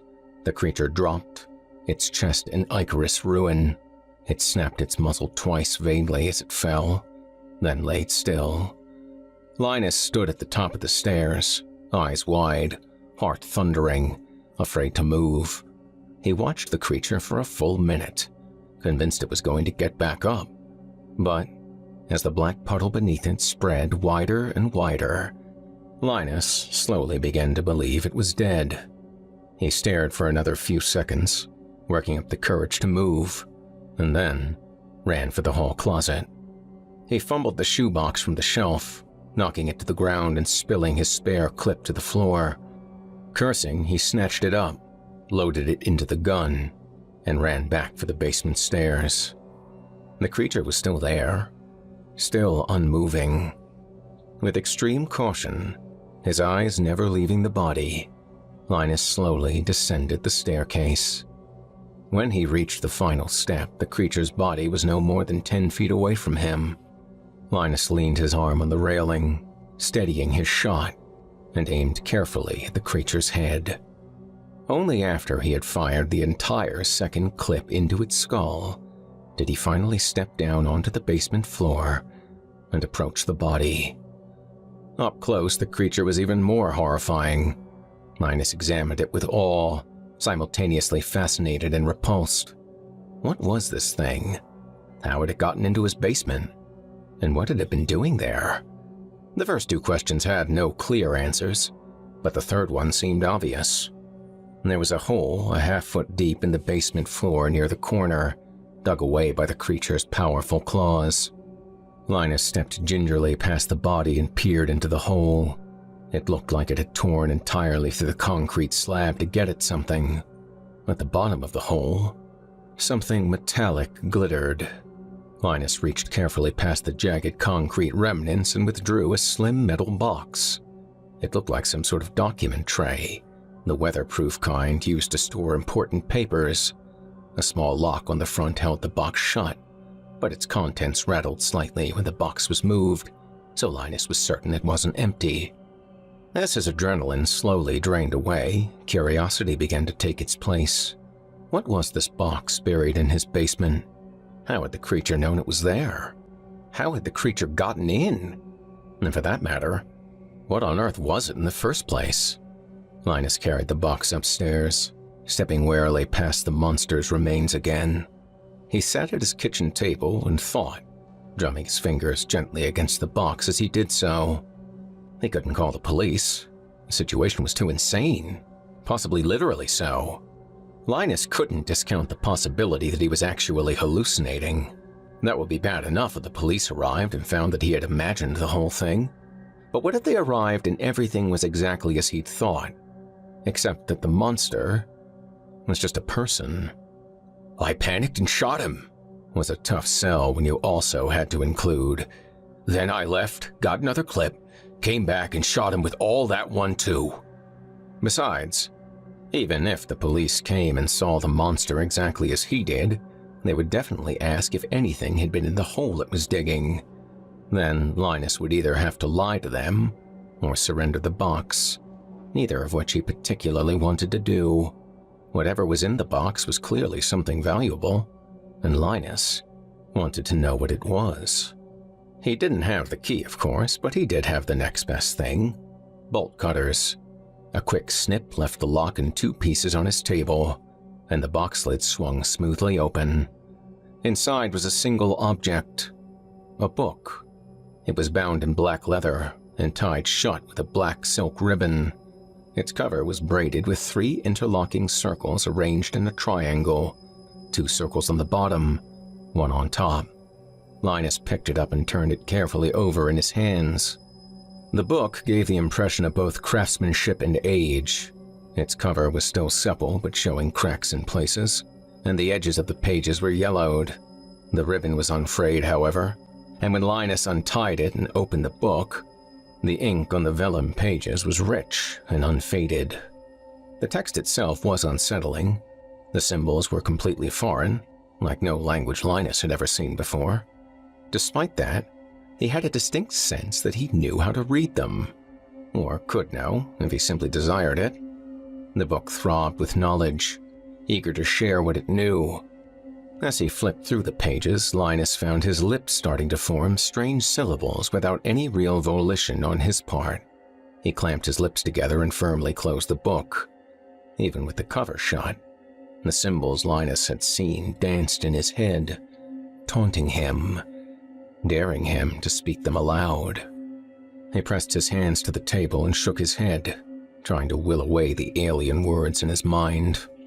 The book's cover caught his attention, its design of linked rings appealingly simple after the complicated knots of the symbols within.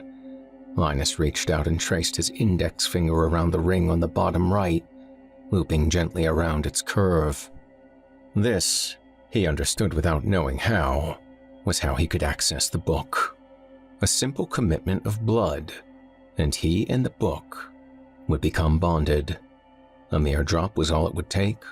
Such an easy thing to do. Such a small sacrifice to make. Such intense power to be gained. Linus forced his gaze away from the book. He placed it back in its box and firmly closed the lid. He put the symbols out of his mind and took out his phone to call the police. To his startlement, Linus found that his hand held not his phone, but the black leather book. He was not dialing, but instead lightly tracing the power circles once more. And, with the book once again in his hand, its siren call sang even more sweetly in his mind.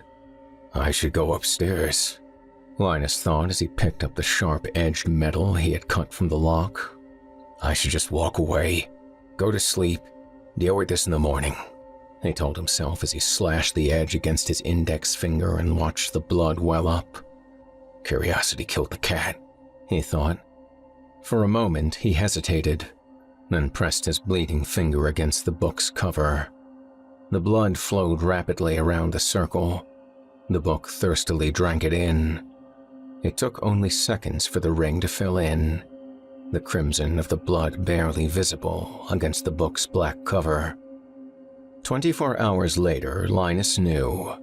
That was how long it would take the book to accept his blood fully, to allow him access to its secrets. Just one day until he would be able to understand everything it had to offer. But satisfaction brought it back, he said out loud, holding the book in both hands.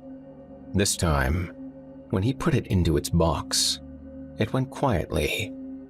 They were connected now. The next evening arrived. Linus held the book in his hands, savoring the power he could feel inside of it. It was still closed, for the 24 hours were not quite up, and the words within not yet his to speak. Linus knew to the second when the book would fully yield its secrets to him. Could feel the countdown pulsing in his body like a second heart. He stroked the book, running his fingers along the edge of the binding, tracing his fingernail around the embossed rings on the cover. He fantasized about what he could do with the power it contained. The exact form was still a mystery to him, but his dreams had been full of promises of wealth, of power, of wishes granted. Linus never doubted for an instant that the book would deliver all of this and more, and he could barely wait to see how it would provide. The last minute counted down. The pulse grew stronger with each beat, until, as the final second arrived, it suffused Linus's entire body. His skin tingled. He felt as if for the first time in his life, he was truly awake. Carefully, reverently, he opened the book. The symbols which had seemed so alien yesterday now leapt out at him, eager to share their information.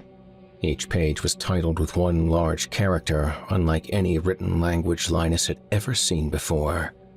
Though the hand-drawn lines were simple and clean, the symbols gave the impression of depth and three-dimensionality. They felt somehow more real than the room around them, weightier and more solid. Linus flipped slowly through the book, reading the header characters: contain, fetch, know, erase, alter, overlook, redeem, reveal, obey. Dozens of words, the explanation of each spilling over pages and pages. But even just reading the titles flooded his mind with information. Linus was bombarded with quick snippets of what each word could do, what changes it could impose on reality. It was too much. His head throbbed, not in anticipation as with the pulse, but in pain. His skull felt like an overstuffed suitcase that someone was jamming down and trying to zip closed. And there was still more in the book. More power, more knowledge, all jostling for position. With a cry, Linus slammed the book shut. His head ached. His face was wet. He gingerly pressed his fingertips to his cheeks and was relieved to see that the liquid was only tears, not blood. Even closed, the book still yearned, promised, cajoled. Linus drummed his fingers restlessly on the book's cover, unwilling to relinquish physical contact despite the splitting pain in his head. Reading a large portion of the book at once had clearly been a mistake. Linus resolved to pop several aspirin, lie down in a dark room, and sleep off the headache. The book would be here when he awoke, and he would not duplicate his mistake of trying to comprehend it all at once. 4 pills and a glass of water later, Linus laid down on the couch to shut his eyes. He reached up to fluff the pillow under his head, only to wrap his knuckles on something flat, hard, and solid. Frowning, Linus sat up and moved the pillow. Beneath it lay the book, its dark leather cover standing out like a hole against the yellow fabric of the couch. The 3 rings seemed to stare back at Linus, challenging him. They wanted him to complete the joining. They wanted him to acquire the knowledge. They wanted him to become more. "Fine," said Linus, tapping the center of the ring he had marked with his blood. His head was already feeling better. He would risk 1 page. "Fine." He flipped the book open almost at random, landing on a page labeled Alter. He preemptively winced, expecting his head to hurt, but everything felt fine. He cautiously read onward, the symbols translating themselves in his brain as if he were fluent. The ritual seemed fairly simple. The altar rune had to be drawn in precisely the correct fashion. But, complex though it was, Linus couldn't imagine ever drawing it the wrong way. The symbols were so perfectly clear and correct that having once seen them, it felt like they could never be forgotten. Linus again found himself thinking that the contents of the book were simply more present than the rest of reality, more fundamental. His headache forgotten, Linus took a cushion from the couch as a test object for the ritual and set off in search of something to write with. A minute's worth of searching through drawers yielded a thick black marker, and, with careful strokes, Linus drew the curves, angles, and intersecting lines of altar across the face of the pillow. The book's instructions said that it was the focus and intent that mattered for altar that would inform the new shape the item was to take. It also cautioned that altar, as its name implied, neither added nor subtracted. Anything it created was drawn from the manipulated item. Reality could only be stretched so thin. Everything had a cost. As Linus drew, he focused on the idea of the pillow shifting color. It would be a clear and immediate result, and shouldn't run afoul of the spell's limitation or changing the amount of material. A simple test, and therefore, a good way to start. It never occurred to Linus that the ritual might not work. Nothing about the book allowed for that sort of doubt. His only point of curiosity was how exactly it would work. Would there be a shimmer in the air? Some sort of light or sound? Would there be heat? A flash? Brimstone? None of these happened when Linus completed the rune. He stared at the purple pillow nonplussed. Oh, maybe it takes a minute to do anything, he wondered, doubt beginning to creep in at last. A thought tugged at Linus's mind as he waited for the spell to take effect. He carried the purple pillow back into the den. The couch was yellow. All of its pillows were yellow, and now that Linus thought about it, obviously the pillow he had taken from it had been yellow, but he had been picturing it purple, and altar had made it so. It had done it so thoroughly and unobtrusively that Linus had not even realized it had happened. Linus grinned, tossing the mismatched pillow onto the couch. Time to find out how much this ritual could do. In short order, Linus had an answer to his question and a set of badly mismatched couch pillows. One was nearly twice its original size, and although it was definitely thinner and less cushioned than the others, Altar had managed to press the existing material into service. One had a bladed edge, sharp enough to cut the other pillows, and one was no longer a pillow at all, but a pile of several dozen small gold coins. It was this last that made Linus whoop with joy. As best as he could tell from his quick internet research, assuming Altar had made real pure gold, those little discs were worth about $1,500 apiece. He had just turned a couch pillow into $75,000 worth of gold. Obviously, you're not going to get full market price from any shop, Linus told himself, trying unsuccessfully to temper his enthusiasm. Still, $50K maybe? Not bad for a pillow. Although it was nearly midnight, Linus still checked the operating hours of several nearby cash for gold stores just in case. As expected, they were long since closed. Linus reluctantly admitted that he should probably turn in for the night as well. He set the heavy coins aside and turned toward the bedroom. But his eye was caught by the book, propped up on the arm of the couch. Read a little more, it seemed to say to him.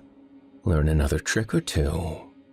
Linus shook his head, slowly at first, then firmly, remembering the earlier explosion of pain in his head. No, slow and steady. He turned again for the bedroom, then hesitated. Without being completely sure why he was doing it, he returned to the couch, picked up the book, and carried it with him to bed. He laid it on the bedside table. Its cover reflected the light from the small lamp, capturing it as a bright spot in the middle of one of the interlocking circles. I'll learn all your secrets soon, said Linus, patting the book. Soon. He turned out the light and settled down to sleep, already dreaming about everything he was going to buy with his newfound wealth. $9,500. What? You've got to be kidding me. The man behind the cash for gold counter did not look like he was kidding. In fact, the look he gave Linus was one of someone who had seen far too many people try to pull one over on him, and who was thoroughly sick of it. Look, he said, chewing heavily on his gum. "It's the price I'm offering. Take it or leave it." "But they're worth 10 times that much." "Yeah, then go sell them to whoever's gonna pay you 10 times as much. I won't hold it against you. I would do the same." "I mean, I don't exactly," Linus started. "It's just the price of gold." "Sure, if it's pure. And yeah," the man raised a hand to forestall Linus's complaints, "it tests out okay. Though I gotta say, you are awfully sure that this was gonna be pure gold, considering that you just found these coins in your basement." The man's tone made it extremely clear how much truth he believed that statement to contain. "I did find them in my basement!" Linus exclaimed hotly. He had been proud of that story. It felt like it had the ring of truth, since, after all, he sort of had found them in his basement. There was just also an extra step involved, that was all. The man looked unimpressed. "Yeah, no, obviously, lots of folks got pirate treasure under their houses. Look, I'm not interested in arguing about this. You say you found them under your house. You found them under your house. Good for you. Quite a windfall. Take your $9,500 and be happy." That's absolute highway robbery. You're taking 90% cut? "Yeah, and I'm taking 100% of the risk." What risk? The man scrutinized Linus, his eyes narrowing slightly. "The risk of what this gold is and who's gonna come looking for it. There's never been a coin stamped that didn't have a mark of some kind on it. But somehow, you got 50 of them, featureless as washes. So that says to me that these got melted down. And I gotta ask myself what was wrong, or maybe identifiable, about the form they was in before. Now, if I keep this sale under 10 grand, I don't have to report it to the IRS. And I'm thinking in this situation that that's probably a good thing for both of us. So, you walk away with $9,500, and this gold becomes my problem." "Wait," said Linus. "You have to report sales over $10,000 to the IRS?" "Sure do, and that goes the same for multiple sales totaling 10 grand at the same day. Plus, banks will look for suspicious patterns of deposits and withdrawals that might indicate money laundering, just in case you're thinking about trying to spread this out across a bunch of different shops." He grinned unpleasantly. Linus stood there thinking. The man behind the counter began to stack up the coins. "Look," said Linus desperately, "I'll sell you 10 of the coins for that. It's still a good deal for you." The man shook his head. "No deal. I know you got all of these, and frankly, I don't think you're in a position to get rid of them. So, I think you need me. Like I said before, you got my offer. Take it or leave it. You want this $9,500 or what?" "Nah, forget it." Linus swept the coins back into the cardboard box he'd brought them in. "Forget it." "Good luck with your treasure," the man called after him as Linus stomped angrily out the door. In the parking lot, Linus stewed in his car for a minute, considering his options. There were other gold-buying stores in town, pawn shops too. He could take the coins to them, show them only a few coins instead of all 50, maybe get a decent deal. It would take longer. He'd have to hit up a few places, do a little more driving. But he'd come away with a lot more than $10K for his troubles. That was worth a little legwork. To Linus's dismay, no shop was willing to offer him more than $300 per coin. He brought 10 into the next shop and was offered a total of $3,000, which he turned down. Sure, he could get a better deal. The buyer in the next business looked at the 5 coins Linus presented him and offered a paltry $12.50, worse than the previous one. Linus didn't even deign to argue this time. He simply scooped up his coins and indignantly stormed out. "I could go to 2,000, the man called, astonished at Linus's extreme reaction, but the door was already closing behind him.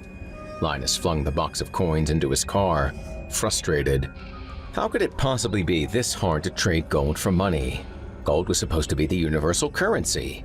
He tried to think of something else he could sell, but his thoughts just bounced around various commodities: silver, copper, diamonds.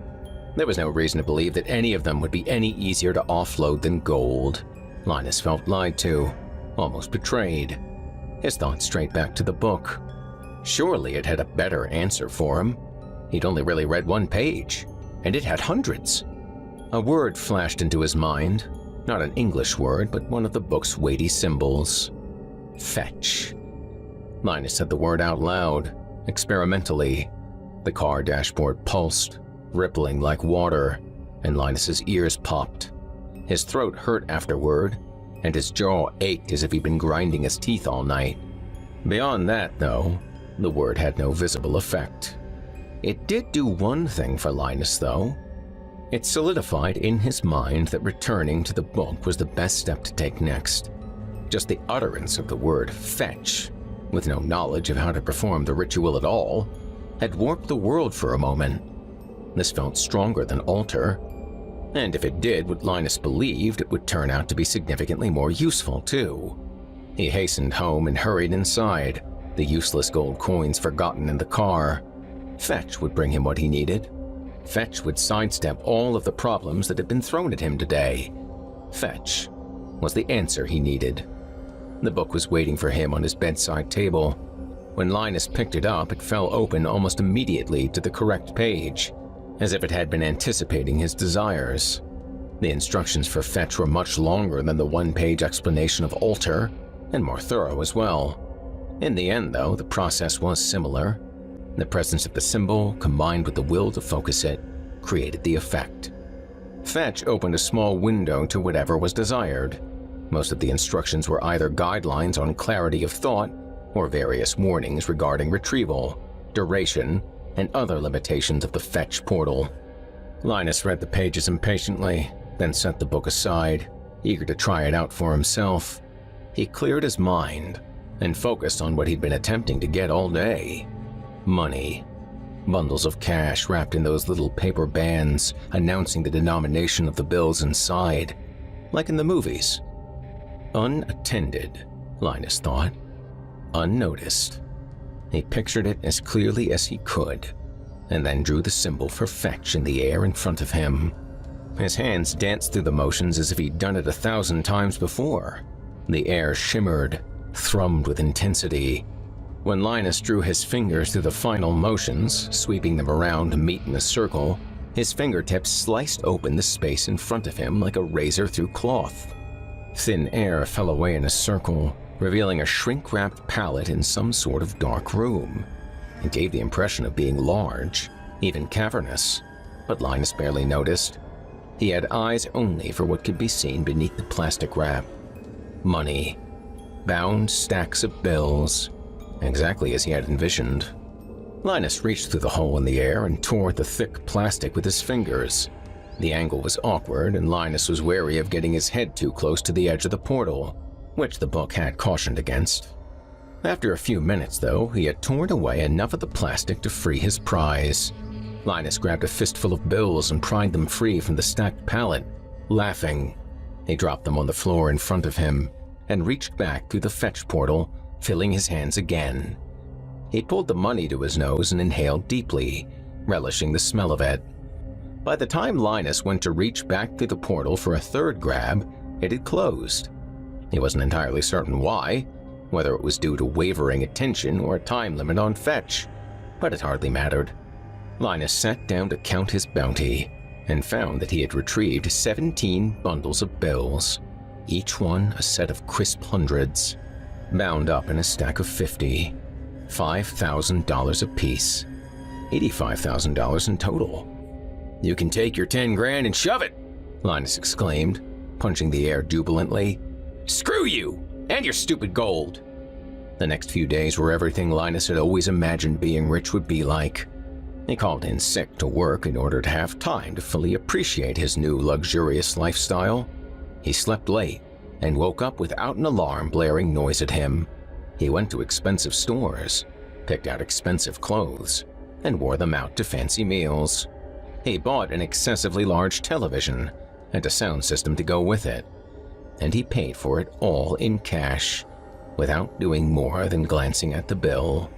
After all, what did he care? There was much more where that came from. There had to have been hundreds of bundles on that pallet. When Linus ran out, he could simply fetch some more.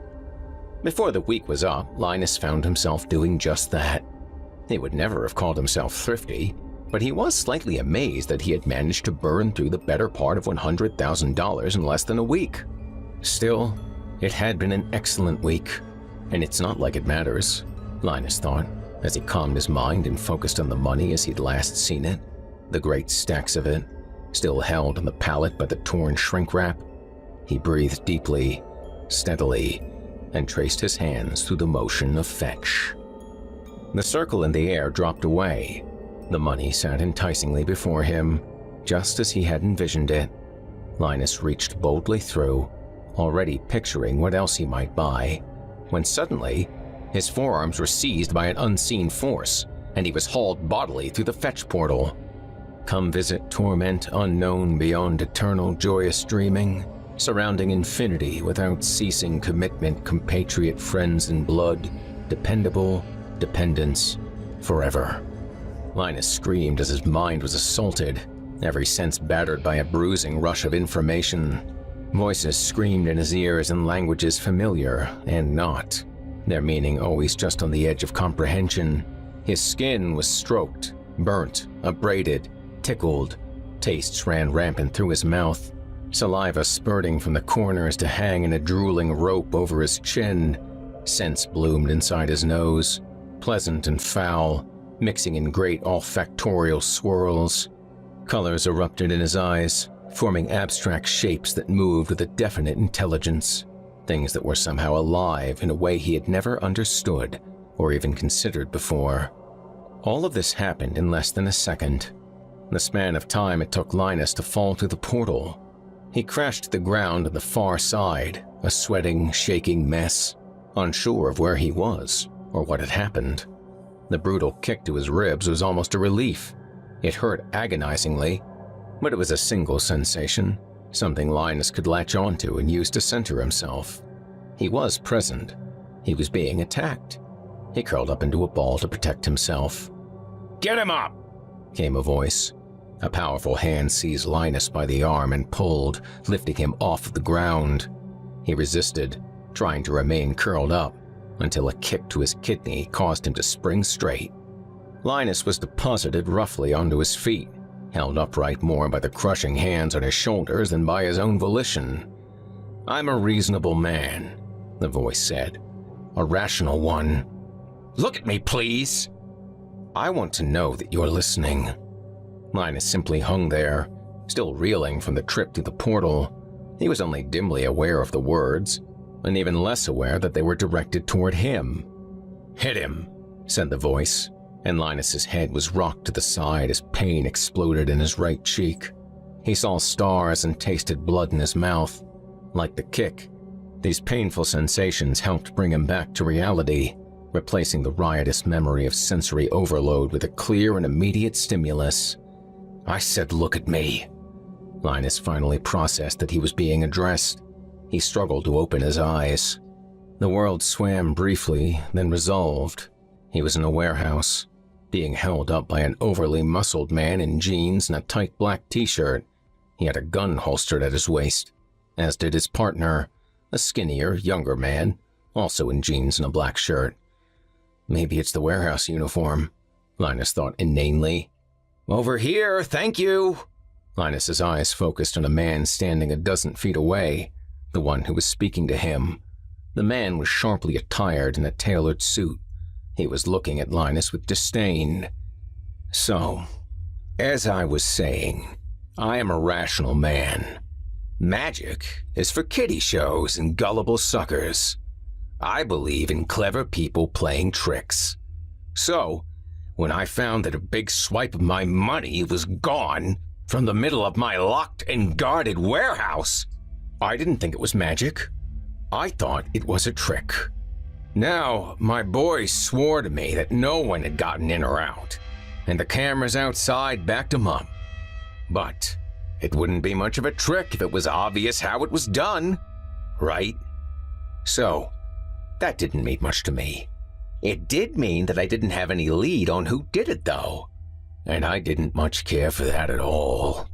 Which is why I was in here, walking the floor and checking for any sort of secret tunnels, roof access, anything like that. I'd hoped you might be dumb enough to come back. I wasn't counting on it. I was willing to work with just finding out how you'd gotten in, so that no one else could follow in your footsteps. But what a stroke of luck for me that you were that stupid after all. Definitely my lucky day. I'm not going to ask you where my money is. I know the answer to that. It's gone already, or else you wouldn't be back here. So, what I am going to ask instead is, give me a reason not to kill you right now. Give me 85,000 reasons. Linus struggled weakly, but the grip on his arms was like a vice. I can show you what I did, he muttered. How I did it. I can teach you to do it. Well now, said the man in the suit, that would be an interesting thing to know. You steal some kind of machine? Some kind of fucking sci-fi thing to let you walk through walls? No, insisted Linus. It's just me. It's a thing I know how to do. I can show you. You can do it. He started to raise his arms, only to cry out in pain as the man holding him up somehow increased the pressure further, digging into sensitive nerves. Let him show me, the man in the suit said, and the pressure on Linus's arms lessened. Although, this trick of yours takes both hands to do. Any footwork? No, just the hands, said Linus. The man in the suit smiled, drew a gun from a shoulder holster beneath his suit coat, and fired a shot directly into the meat of Linus's right thigh. The femur shattered, bright shards of white popping out through Linus's skin. Blood gushed forth, soaking his pants with astonishing rapidity. Linus shrieked and tried to fall, but the man behind him held him upright. Linus could not feel the man's hands on his shoulders. The pain in his leg was blinding, eclipsing everything else. "Oh, that is a lot of blood," said the man in the suit. "Better hurry up and show me your little trick. I've got something that'll stop the bleeding, but I'm going to need a reason to give it to you. I'll add it to the bill of what you owe me." In a moment of clarity, Linus understood that he was never leaving this warehouse alive. The man in the suit was toying with him like a cat plays with a mouse. As soon as he ceased to be amusing, he was dead. Unless he could change the script. Linus dropped his right hand to his leg, coating his fingers in his own blood. As the man in the suit watched curiously, gun still pointed, Linus painted the lines of altar on his own chest. His right leg still screaming in agony, Linus dropped to his left knee, reaching back to grab the neck of the man holding him as he did so.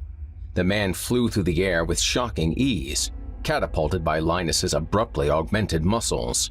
He smashed into the man with the suit, and another gunshot rang out as they both tumbled a half-dozen feet backward, crashing into a heap onto the cement. The suited man's gun skittered away across the floor. Linus collapsed as well, his right leg a constant wail of pain. The skinny man rushed to capitalize on the situation, running in to aim a kick at Linus's ruined thigh. Linus grabbed the man by the ankle and squeezed, hearing bones pop. The man yelped and shook his foot, trying to free it, but Linus pulled hard and yanked him off of his feet. As he fell, Linus lashed out with his right fist, connecting with the man's side.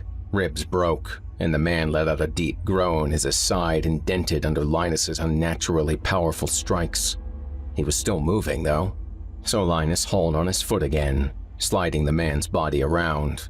This brought his neck into reach. Linus slammed his fist into it, yielding a meaty crunch.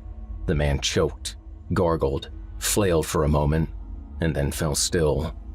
Linus was starting to feel lightheaded from blood loss. He rubbed his fingers through the spreading pool beneath him, reapplying the blood, and drew a new altar at his hip. The pain stopped immediately. The leg reset as if it had never been shot. The lightheadedness remained, however. This was unsurprising, given how much blood remained on the floor. "Clever people," snarled the man in the suit. His new suit was now in disarray, dirtied, bloodied, and torn. He struggled with the body pinning him down. That man's neck had snapped from the force of Linus's throw. "Doing clever tricks." Linus rose to his feet just in time to see the man in the suit unsnapping the holster on his bodyguard's belt. Linus dove for safety behind the pallet of money as his opponent pulled out the gun and fired off a barrage of wild shots. Somewhere across the warehouse, doors opened and people entered, shouting questions. "He's over here!" the man in the suit shouted. He fired 2 more shots, forcing Linus to keep his head down. "Let's see your tricks now, clever boy!" Running footsteps brought the voices steadily closer. There were at least 5 people, maybe more. It was safe to assume that they were all armed.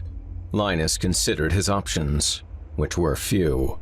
Lightheaded as he was, he'd be hard-pressed to take on even one opponent in a fight, let alone 5, and that was before introducing guns into the equation. Assuming he wanted to make it out alive, Linus really had only one option. He gritted his teeth, steeling himself as best he could. He thought of safety, of solitude, of a lack of people, and drew the rune for fetch. The circle appeared just as the first shouts of, "There he is!" rang out from behind him. Grimacing, Linus squeezed his eyes shut and thrust himself through the circle. Ever-present individuals, rapt communally, vast destruction, colossal, venturesome, near totality, with a consuming, voracious alembic spaces, counterposit, withering, rot, emptiness, delicacy, concordance, temporal elevation, lost, starwalk. When Linus finally raised himself from the floor, his first thought was that it had somehow failed to work. He was still in the warehouse, still on a cold cement floor, still lying in sticky blood. But, as his thoughts painfully nodded, his mind recovering from the brutal assault of the fetch portal, the differences slowly made themselves clear. First and foremost, he was alone. No dead bodies near him, no live assailants running toward him with guns out. Wherever he was, it was safe, at least temporarily. Secondarily, this warehouse, unlike the other, was empty. Empty and, as far as Linus could tell in the dim light making its way down from the ceiling, abandoned.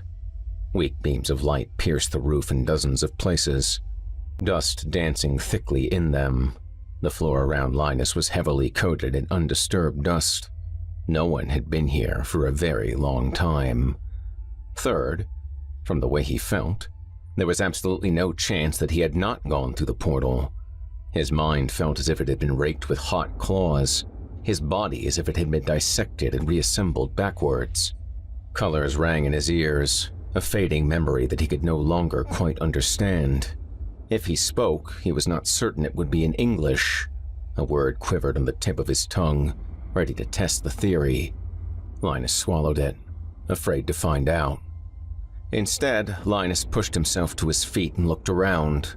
His head swam and his stomach growled. He was hungry, almost literally starving. Alter had saved him from death through blood loss, but it had cannibalized his body to do so. Linus could not recall ever being this hungry in his life. It possessed him, an automatic desire as unignorable as the need to breathe.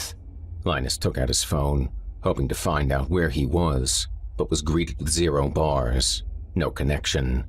He turned on the flashlight and located a door. Dust swirled as he strode across the floor, making him cough. Each one echoed like a gunshot in the forgotten warehouse.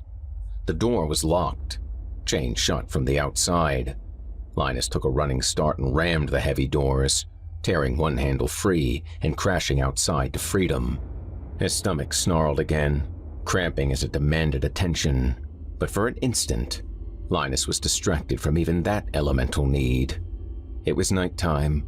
Linus stood on an empty city street. The buildings around him were decrepit and rusty, but free of graffiti. The street itself was empty but clear of trash. The gutters were as clean as if they'd just been swept. The entire scene was lit in a faintly greenish light, and it was this that had caught Linus's attention. His gaze was fixed on the sky, where a waxing moon shone brightly. Instead of the silver orb he knew, though, this one was green and verdant, wrapped in thick bands of white clouds. In the small sliver of black, lights twinkled, an alien city, a light in the night. "Where am I?" asked Linus, the words escaping his mouth without any real thought. He felt a surge of relief as he heard his own voice speaking English. Another stomach cramp nearly brought him to his knees. Linus briefly considered using fetch to obtain some food before shoving the idea violently away. He would risk it if he had to, but surely there was some food around here. He wasn't a city of some sort. There was no need to expose himself to whatever lay beyond the portal again. Linus set off through the streets, heading toward the sound of traffic. A few minutes' walk took him from the disused industrial district he was in to a 6-lane road with some manner of life on it. The cars that passed were strangely shaped, and the names on the businesses were unfamiliar, but the signs were at least in English, and Linus could recognize a restaurant when he saw one. He entered one that appeared to be a sandwich shop. The door whispered quietly open at his approach, but when Linus stepped inside, the shop was completely devoid of life. "CUE not detected," announced a mellifluous voice. "Please re-enter the store." Linus looked around, startled, but saw no obvious source for the speech. As he searched for the speaker, the message repeated, "CUE not detected. Please re-enter the store." Ignoring the voice, Linus strode toward the food, intent on filling his stomach. The voice sounded again. "CUE not detected. Removal of food will be treated as a Class 4 misdemeanor and filed appropriately." Jamming hunks of meat into his mouth, Linus barely even heard it. His stomach twisted, trying to pull the food down his throat faster. Linus swallowed as quickly as he could, barely taking time to chew. His throat worked up and down, spasmodically trying to swallow the food even as he crammed more in. The meat was an unfamiliar taste and texture, but Linus didn't care. It was food. That was all that mattered. "Engaging biometric recognition. Fines and standing loss will be automatically applied to your account." The computerized voice sounded gently sad, as if Linus had disappointed it. Good luck," Linus mumbled indistinctly, still stuffing food into his mouth with both hands. "I don't even have an account." "No match found," the voice declared. "Told you." "Undocumented individual detected. This is a Class 1 felony. Remain where you are. Authorities are on their way." Linus swore. "Yep, fat chance of that." He grabbed 2 more fistfuls of food and ran for the door, nearly slamming into it when it refused to open. "Open up!" "Remain where you are. Authorities are on their way." Linus smashed the door with his foot, battering it off of its track and sending it crashing into the street. "Unlawful destruction of property is a Class 1 misdemeanor and will be filed appropriately. Fines and standing loss will be automatically applied to your account." The store called after Linus, but he was already fleeing into the green-tinted night. 2 blocks away, Linus slowed to a walk, breathing heavily. He had heard no sirens, seen no sign of pursuit. The store was clearly just repeating recorded messages. And while Linus had no doubt that it had called the cops on him, he figured there was a good chance that the station was only lightly staffed at this time of night. With any luck, he'd have another several minutes to figure out his next move, maybe even as much as a half an hour. Linus was taking another bite of the sliced meat he had stolen when something slammed into his shoulder, sending him stumbling forward. He was turning around to see who had punched him when he realized that he was now sporting a rapidly growing glob of orange foam. It was spreading up his back and across his shoulder, binding his left arm to his side and hardening as it went. Another shot slapped him in the lower back, and Linus spun about frantically, looking for his attacker. He finally spotted it 20 feet up, a small black drone hovering in midair, its gun barrel trained on him. He ducked as it fired a third shot, his action made awkward by the thick foam coating his lower back. "Get away! You've got the wrong guy!" Undocumented individual 3A419SI Alpha, the drone announced. Confirmed. You were recorded in Proveveries. An account has been created. You will be documented. The drone fired a fourth shot, striking Linus in the leg. He frantically looked around for something to throw, but the streets were impeccably clean. Snarling, he took his phone from his pocket, took careful aim, and hurled it at the drone with all of his augmented strength. The phone shattered when it hit, but it also splintered the drone's hull. The robot crashed to the ground in a shower of sparks, still blustering. Unlawful destruction of a police unit is a Class 3 felony and will be filed appropriately. Fines and standing low. Linus stomped it viciously into the asphalt, cutting it off mid-threat. Yeah? He asked, ripping one of its rotors free and using the blade to scrape the clinging orange foam from his body. Well, let's see you apply it to me now. Without any other convenient writing material at hand, Linus stabbed himself in the finger and used the blood to draw a small altar symbol on his face. He walked off with a merry step, leaving the drone wreckage lying in the road, amidst the shreds of foam with which it had tried to trap him. Another drone zipped by overhead, and Linus tensed up for a moment when he saw it. It passed by without stopping, however, and he relaxed again. He had gambled that their biometric recognition was nothing more than facial analysis, and had shifted his features so as to be unrecognizable. So much for your high technology, Linus smirked. His voice sounded strange, deeper than he was used to. Not bad, just surprising.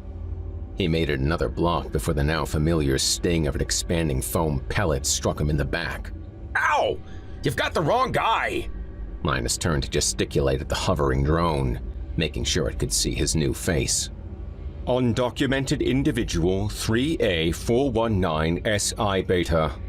Analysis of circumstantial evidence suggests that you are undocumented individual 3A419SI Alpha. Attempting to defraud a police unit is a Class 2 misdemeanor and will be filed appropriately. Accounts have been cross-linked. Fines and standing loss will be automatically applied to your account. Linus hurled the rotor blade at it, but it pinged off of the drone with no visible damage. The drone rose higher and fired another pellet at him, which he barely dodged. It struck the street just as another shot hit Linus from behind, smacking painfully into the back of his neck. Attempted unlawful destruction of a police unit is a Class 2 misdemeanor and will be filed appropriately, the unit in front of him was saying. From behind him, an identically pitched voice declared, Evasion of a police unit is a Class 3 misdemeanor and will be filed appropriately. The two overlapping voices reached the second line at nearly the same time, their robotic chants rising in a matched chorus. Fines and standing loss will be automatically applied to your account. Linus turned to run, only to find himself facing a third drone.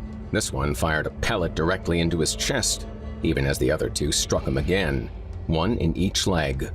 Linus struggled to free himself and succeeded in tearing his arms free, but this only prompted a fresh volley from the police units. Linus overbalanced and, unable to bend his knees to catch himself, toppled to the sidewalk. The foam continued to expand, creeping up Linus's neck and over his chin. Hey! This stuff's gonna kill me! Get me out! Undocumented individual 3A419SI Alpha. You will not be harmed until your account has been assessed, and appropriate punitive measures can be determined. What's that supposed to mean?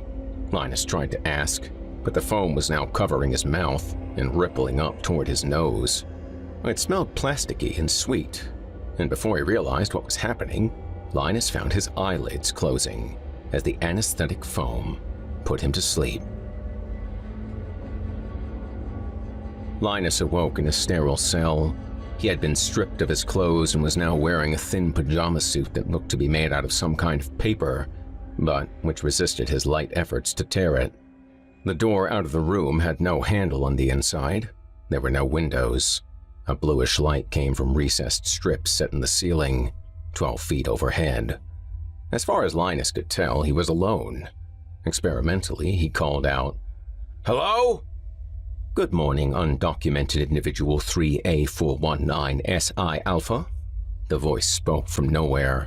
It was less demanding than the police drones, but still in the same artificial timbre. I'm still undocumented? I thought that one drone said that you were going to document me. Unfortunately, your actions of last night lowered your ROSS score significantly, with no previous positive balance to mitigate it. You are below the level necessary to apply for or maintain citizenship. My what score? Your record of social standing. Last night, you committed the following: destruction of a police unit. Class 1 felt. Linus waved it away. Yeah, I know, I was there. So, you're deporting me just because I tried to feed myself, huh? That's what this is all about, you know. Just a big misunderstanding. You will not be deported, undocumented individual 3A419SI Alpha. You will be recycled. What? Like hell I will! Please remain calm. The recycling process will begin shortly. You are being given this opportunity to make any final notes of record and to identify any next of kin you would like us to contact. Go recycle yourself! I'm leaving. Linus walked over to the door and punched it as hard as he could. It didn't budge. Please remain calm. The recycler is impervious. Do not make your final moments stressful. These aren't my final moments! Linus punctuated each word with a heavy blow to the door, slamming his knuckles into it over and over. The skin of Linus's knuckles split, but the door remained steadfastly closed. Please remain calm. The recycler is impervious. Do not alter. Linus drew on the door with his bloody knuckles. It collapsed into dust, billowing a choking cloud of powder into the hallway. Linus strode out to the sound of alarms, breathing shallowly with the edge of his paper pajama shirt pulled up over his mouth and nose. All personnel remain calm and evacuate to the nearest safe location. Recycler 14 has failed. Undocumented individual 3A419SI Alpha is at large. Do not attempt to apprehend. Police units are on their way. Protect yourself first, and others once you are in a safe location. Remain calm. Police units are on their way. Linus squinted through the powdery fog he had created. He could see silhouettes of people running for cover, bare suggestions of human outlines in the mist. They were hunched over, coughing as they fled. They were no threat to him, and quite possibly would unknowingly lead him to an exit. Linus broke into a jog and gave chase. By the time he rounded the first corner, he had left the powder cloud behind. The man he was following was a standard office worker type. He was dressed in a slightly wrinkled button-down shirt and tan pants, and shoes that were not made for running on the smooth tile hallways. He looked back at the sound of Linus's bare feet slapping the floor, and his eyes grew wide. He let out a squeak, dropped the bag he was holding, and took off at a run. Faster! Yelled Linus, hoping to spur the man on to an exit. I'm coming for you! He made sure to gain enough ground to keep the fear alive in the office worker, but not enough to actually catch him. The man's dress shoes slipped and slid at every corner, making Linus's pursuit barely even a challenge. Suddenly, red laser dots sprang up on the wall just before a corner, and Linus skidded to a halt. The office worker sprinted and slid around the corner, and Linus heard a robotic voice boom out, Get to safety, Citizen 3U940XO Epsilon. Remain calm. This situation is under control. Linus backed up cautiously, not liking the sound of that. The rumble of heavy treads echoed down the hallway, and Linus took refuge in a doorway, watching the laser dots herald the advance of the police units.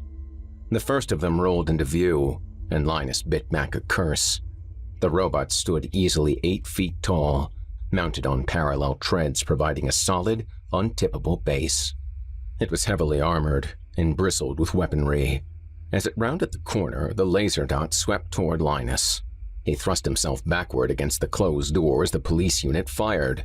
A bullet bit into the doorframe where Linus had just been standing. No phone this time, I guess, Linus thought as he smashed the door open, prompting several shrieks from inside the room. Linus ignored them, working instead to hurriedly jam the door back into its frame. He turned around to see a collection of cubicles running down the center of a long room, creating a hallway on either side. "Remain calm," he announced to the people he knew were hiding somewhere inside. "The situation is under control." It wasn't, of course. Not remotely. But Linus figured that might confuse the office workers enough to just stay hidden, which was all he needed from them right now.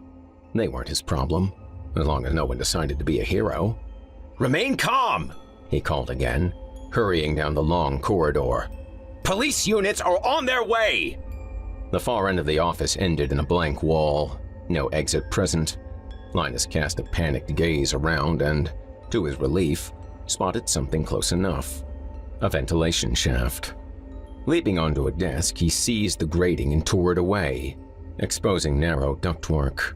It would be a tight fit, but the good news was that the police units would definitely never fit in there. Linus forced his way into the duct, seeking any purchase with his hands to help pull himself along. He was still stuck halfway out of the vent when he heard the muffled, booming voice of the police robot. He couldn't make out its words, but if he could hear it, there was a good chance he could see him. Linus pulled desperately forward, finally managing to squeeze his legs inside. He wriggled rapidly down the narrow tunnel, feeling it clang and sway beneath him. He could only hope that he was still behind walls or in drop ceilings, and not in some exposed area, vulnerable to attack from below. He spotted the first turn with relief, eager to get himself out of a straight line from the pursuing police unit. Halfway through the turn, though, he was stuck fast, and wriggle though he might, he could not move forward. In Linus's mind's eye, the red laser sight of the police unit was already on his backside. He strained and swore, but made no progress. Finally, in desperation, he slammed his face against the wall, breaking his nose. Blood spurted, and Linus reached back at an awkward angle to once again alter his body. Slime sprang out of every pore, a thick coating. Linus shot forward, gliding through the duct like an eel through a coral crevice. His pants remained behind, trapped at the corner. But with his new body, Linus could move faster without them anyway. He unbuttoned his shirt and abandoned it as well, shooting through the ducts at a speed faster than he could have run. Linus became aware of a quiet whining noise just as he navigated a corner and came face to face with a police drone, cautiously maneuvering its way through the maze. It fired a foam pellet as soon as it saw him, and Linus barely dodged back in time. The pellet struck the wall and immediately began expanding, blocking the path ahead. From behind the foam, the police drone intoned, "Undocumented individual 3A419SI Alpha. You are..." But Linus had already reversed course, lithely turning back on himself to speed away. Before he reached a juncture, however, he began to hear that quiet whine again, the sound of rotors echoing off the narrow metal walls. Linus increased his pace, hoping desperately for an exit, but in seconds, the drone was rounding a corner ahead of him and firing its pellets of orange foam. With his new slime coating, the pellet found little purchase on Linus, but it stuck to the walls without an issue, and its rapid expansion sealed off the ductwork. Now, trapped on both sides, Linus knew it was only a matter of time until they sent something to cut through to retrieve him. He slid back and forth as if an exit would magically appear. There was one way out, of course. He just really didn't want to use it. Suddenly, hot metal droplets flew from the floor of the duct and ahead of Linus. The actinic light of a blowtorch lit up the tunnel, slicing away a section of the floor. Somewhere open, Linus thought. Somewhere safe. Somewhere without all of this technology. Undocumented individual 3A419SI Alpha. The police unit boomed, sticking its armored head into the duct. It swiveled around, taking in a full 360-degree view. Aside from a thick, glistening layer of slime, the narrow tube was empty. Corruption, reversal, evidentiary, concupiscent, negatory, affirmation, acerebral, ponderosity, nebulates, rough millennia, inconsistently reaching, seeking, touching, taking, hurting, helping, correction, imprisoned, expulsion, incompatible, judiciary, denigration, felonious, misconduct. Linus lay in an open field, chest heaving. Grasses grew high around him, hiding him from view. His mind was in agony, flayed open and left quivering. His body throbbed, beating to an alien pulse he did not dare to think too much about. He simply lay on the ground, slime pooling around him, while his internal organs remembered their jobs and slowly began to function again. A soft breeze rustled the grasses and chilled the slime-coating Linus, cooling him and slowing his heart rate. The calm white light of the moon washed over him, bathing him in its gentle radiance. The moon's back to normal, Linus thought. There's that, at least. Linus closed his eyes and let sleep take him. A slight tickle, then a firmer caress. Linus awoke to the touch of fingers on his cheek. He opened his eyes to find a hairy face hovering above his own, large brown eyes staring back at him from inches away. He shouted and thrust himself backward, scooting away along the ground. The creature investigating him hooted in alarm, leaping backward as well. The two regarded each other for a moment from wary crouch positions, each waiting to see what the other would do. Linus shook off the cobwebs of sleep and realized that he was facing off against some manner of monkey. The absurdity of the situation, of everything he had been through, struck him all at once. Without meaning to, he began to laugh. It was a deep, body-shaking belly laugh, which bubbled up from a place somewhere between humor and hysteria, and it went on for a long time. The hominid watched him in amazement for a moment and then began to laugh as well. The two of them sat on the ground, hooting, whooping, and crying, occasionally making eye contact and going into fresh gales of laughter. Finally, it petered out. Long minutes later, Linus wiped his eyes, feeling refreshed. That had cleansed something from him, though he wasn't exactly sure what. Something that had needed it, in any case. Linus rose from the ground. Even standing, only his head and shoulders protruded above the tall grass. He reached down a hand to his new companion. He regarded it with distrust. It's okay, he said gently, as if speaking to a strange and shy dog. I'm not going to hurt you. Come on. He gestured with his fingers, and after a moment the creature took his hand with its own and allowed itself to be drawn to its feet. It was no more than 4 feet tall, its back slightly hunched as if it was not fully committed to standing upright. It wore no clothes, but had on both a necklace and a bracelet, clearly designed as a matched set. It patted Linus's hand with both of its hands, then carefully let go. Something behind the hominid caught Linus's eye, a movement in the grass that seemed out of sync with the wind. You got any friends out here? Linus asked, watching the ripple closely.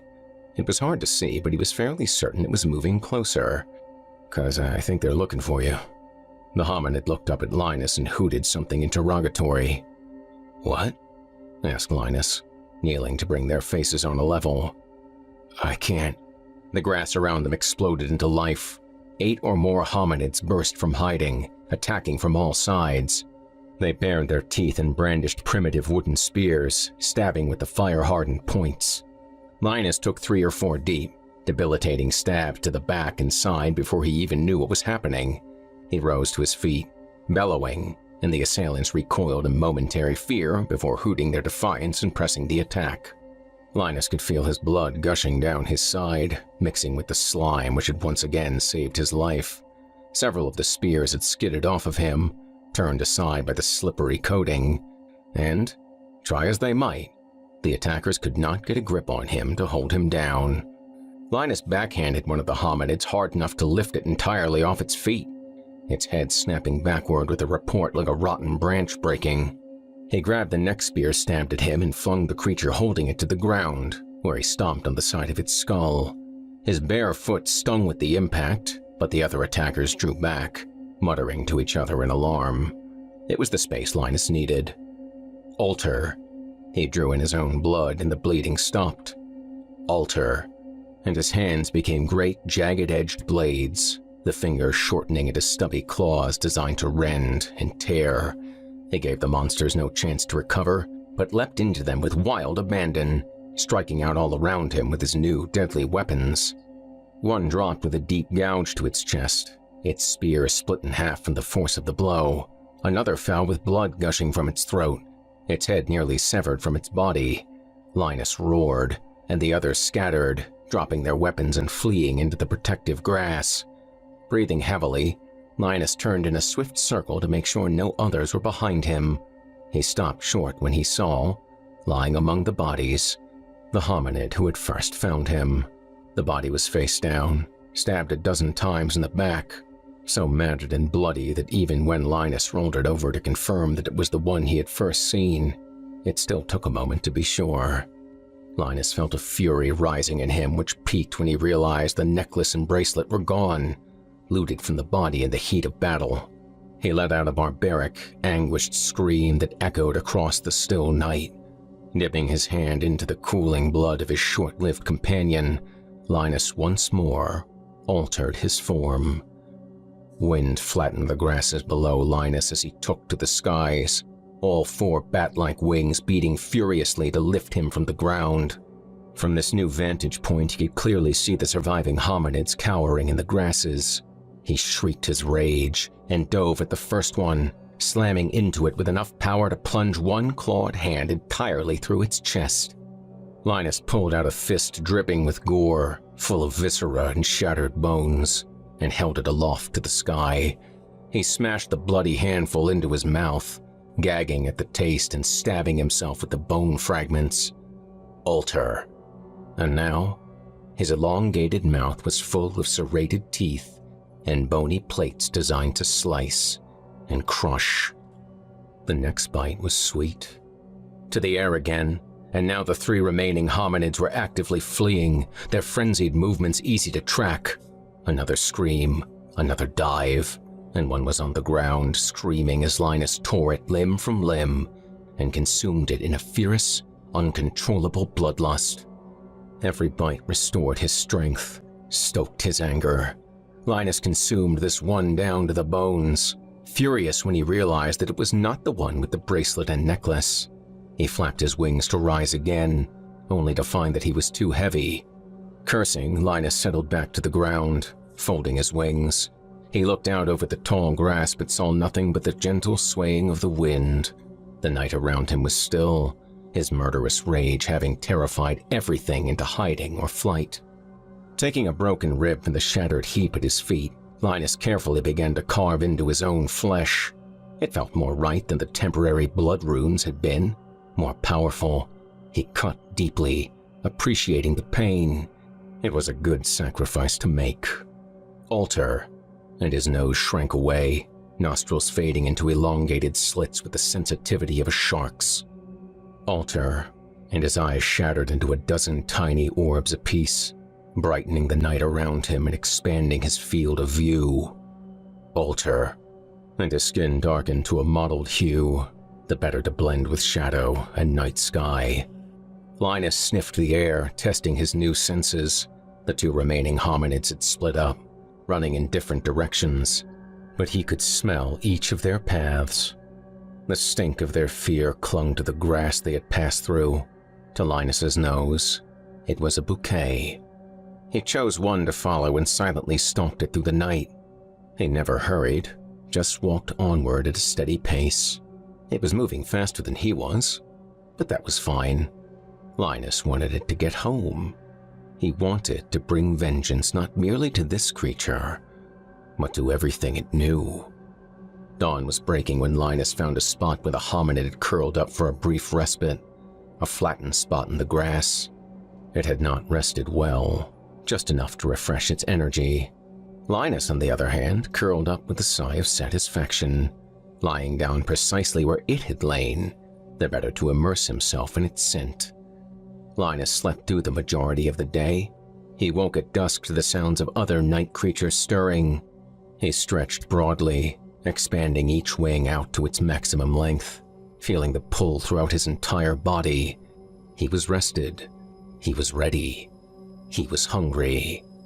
The scent trail was much fainter than it had been yesterday, but still not particularly difficult to follow until the tall grasses gave way to open plains. Linus dropped his nose to the ground and scented for a while longer, but it was uncomfortable and slow progress. After a mile or so, he abandoned this technique and again took to the air.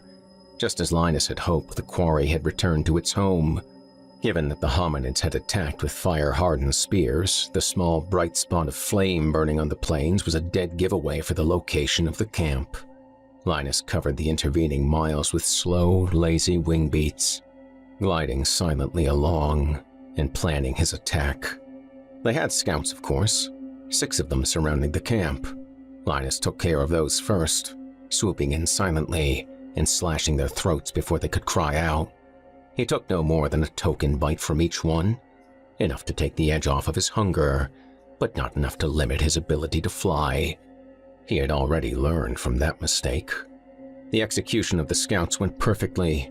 No alarms were raised. Linus had returned to the air and was tracing a wide circle around the camp when a beautiful idea occurred to him. He returned to the trees where he had left the scouts' bodies and violently tore each head from its body. Dangling the heads by their hair, he brought them high above the camp and sent the morbid missiles raining down into the midst of the sleeping troop. The first soft thud awoke only a few light sleepers. Curiosity brought one over to investigate the noise, but Linus was already throwing down the second and third heads before curiosity had time to turn to fear. By the time the alarm was sounded, Linus was hurling the 4th, 5th, and 6th heads, now picking his targets. Panicked hominids hooted, screamed, and tumbled out of trees, watching their fellows struck down by the severed heads of their companions. The camp was in bedlam. Its members fought amongst themselves for weapons, turning on each other so as not to be left defenseless. And through it all, whenever Linus saw one alone, he would swoop in to deliver a killing blow, vanishing swiftly on the far side of the firelight. Some tried to run. Linus hunted them down. Some tried to hide. He sniffed them out and slaughtered them as well. Only one even knew what was happening, and Linus saved him for last. He recognized that one by his smell and purposefully cut down all of his fellows around him, leaving him standing by himself, bleeding from a dozen shallow cuts, terrified and alone. Linus landed in front of him, wings extended, mouth agape. "Where is that jewelry?" he snarled, as if the creature could understand him. Truth be told, with his reconfigured mouth, he could not even understand himself. Well, it hardly mattered. Linus could see that the hominid did not have them on him. They must have been taken by the other one. The creature raised its spear, shaking, and Linus fell on him like an abattoir. In seconds, the creature had been reduced to a quivering pile of steaming flesh, and Linus began to dine. He was well into his gorging when a long, low howl caught his attention. He looked up, muzzle bloody, to see a hominid standing at the far side of the fire. His eye clusters caught the weave at neck and wrist of the looted jewelry. This, then, was the final one, returned home at last. His circuitous route had brought him here, just in time to see the devastation. Linus rose from the corpse before him, hissing and flapping his wings. With a final howl, the hominid escaped into the night. Linus started to give chase, but again found he was too full to fly. Instead, he settled back down to his feast, marking the direction his prey had fled and resolving to begin the hunt anew tomorrow. Hours passed before Linus's new appetite finally began to wane. His belly distended, he wandered blearily over to the fire and curled up next to its warmth as dawn began to peek over the horizon. The air reeked of blood and terror, a gentle lullaby of scents which carried Linus off to sleep. His last waking thoughts were of the final hominid, and whether he would complete his revenge tomorrow or draw the hunt out for a few more days. A searing pain in his back jolted Linus awake. He leapt to his feet, or tried to, finding instead that he was pinned to the ground, tangled beneath thick, anchored ropes. All around him, hooting hominids bashed him with clubs and stabbed at him with spears. One wing snapped beneath the onslaught, then the other.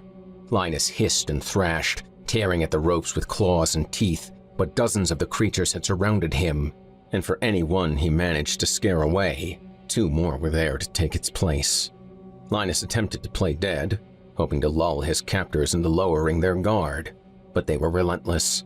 Even when he did not react, they continued to stab and bludgeon, shattering the bones in his remaining wings, tearing and gouging great chunks of flesh out of his body. Linus knew he was lost. The attack had been too sudden, too well orchestrated. He had no hope of recovery, of turning the tide. All he could do now was escape.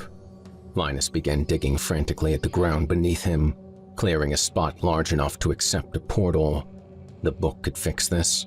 The book could make it all right. He just needed to return to it, to read more of it, to accept it. The book would save him. His bladed claws made short work of the dirt, but his strength was running from his body as quickly as the blood. His hands flew quickly through the motions of fetch, preparing the portal beneath him. As it opened, Linus turned his head to stare into the eyes of the nearest hominid, its teeth bared in a feral grin, the weave of its necklace standing out against its hair in the morning light, club raised to deliver a killing blow to Linus's skull. Before the blow could land, the portal opened, and Linus tumbled through.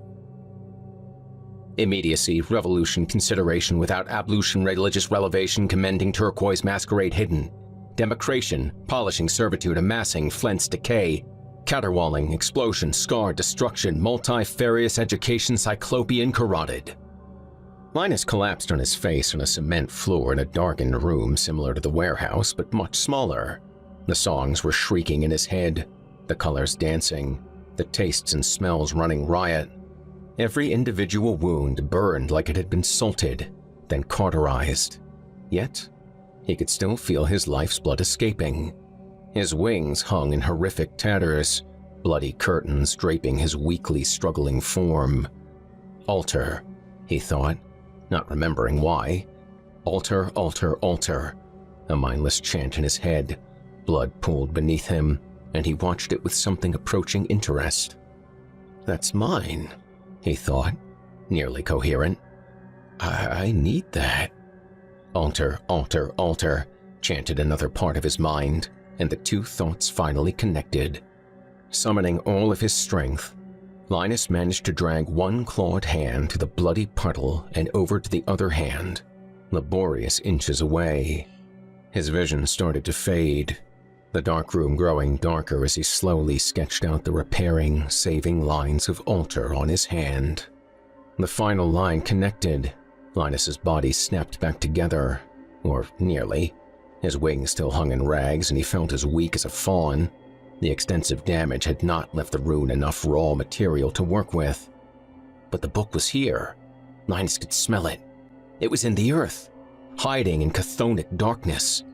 But it called out to him. He was right above it, mere feet away. All that separated him was this simple slab. Linus swiped at the cement with his claws. In his weakened state, he barely managed to chip the surface, but he persevered, digging deeper with each swipe. Back and forth his claws went, shunk, shunk. Suddenly, the ceiling blazed into light and a gunshot rang out. Linus snapped his head up from his work to see, at the top of the stairs, himself. Not him as he was now, but him as he had been. Before altar, before fetch, before the book. Too late, Linus understood. The laughter of madness bubbled up in him again, and he bared his teeth as he snarled the beginnings of a laugh. At the top of the stairs, the gun began to bark, as each deadly missile found its target. Everything, at last, went mercifully dark. You've just heard Alterations, written by Micah Edwards, performed by Jason Hill, and produced by Felipe Ojeda. This story originally featured on Horror Hill, Season 3, Episode 2, released October 8th, 2020. Tonight, we were thrilled to bring it back to you, not only because of its chilling exploration of power and consequence, but because it highlights the remarkable talents of Jason Hill, whose voice helped define Horror Hill in its formative years. If tonight's performance left you wanting more, you're in luck. Horror Hill is now in its 14th season, with hundreds of episodes available, featuring Jason's historic contributions and newer installments narrated by Eric Peabody. New episodes arrive every Thursday on the Chilling Tales for Dark Nights YouTube channel and across all major podcast platforms. And as for our story's central question, the temptation to alter reality itself, it reminds us that power rarely arrives alone. It brings hunger, it brings escalation, and sometimes it brings us face to face with something we can never outrun. If you enjoyed tonight's episode, be sure to follow the show and leave us a 5-star rating and review. Your support helps keep independent horror alive and thriving. For more terrifying tales, visit Chilling Tales for Dark Nights, where you can explore our growing library of content, including Horror Hill and many other shows across our network. You can become a member for just $7.99 a month and gain ad-free listening, early access to episodes, exclusive bonus content, and full access to our back catalog. Again, that's $7.99 per month, with discounted annual memberships available if you'd like to save more while supporting the show. And remember, Horror Hill is now in its 14th season, with new episodes every Thursday. Watch on YouTube or listen wherever you get your podcasts. With hundreds of episodes waiting for you, including the outstanding work of Jason Hill and the ongoing narration of Eric Peabody, there's a world of horror ready to explore. Don't forget to subscribe to the Chilling Tales for Dark Nights YouTube channel to stay up to date on new episodes, Evil Idol competition updates, and exclusive features. Follow us on Facebook, X, Instagram, and TikTok for more horror between episodes. That brings our evening to a close. I've been your host, Nicholas Goroff, and on behalf of everyone here at Chilling Tales for Dark Nights, we thank you for listening. Until next time, turn off the lights and turn on the dark. Sweet dreams, listeners. Sweet dreams. Chilling Tales for Dark Nights.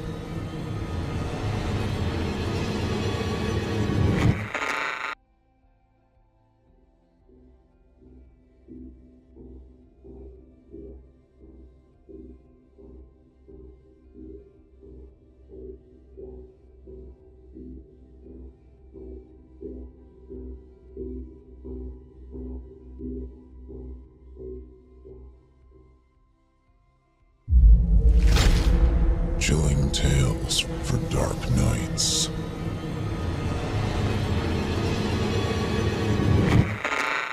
Want to make sure you never miss a Chilling Tales for Dark Nights video again? Be sure to subscribe and hit that bell to turn on notifications. It's time to turn off the lights and turn on the dark. Chilling Tales for Dark Nights.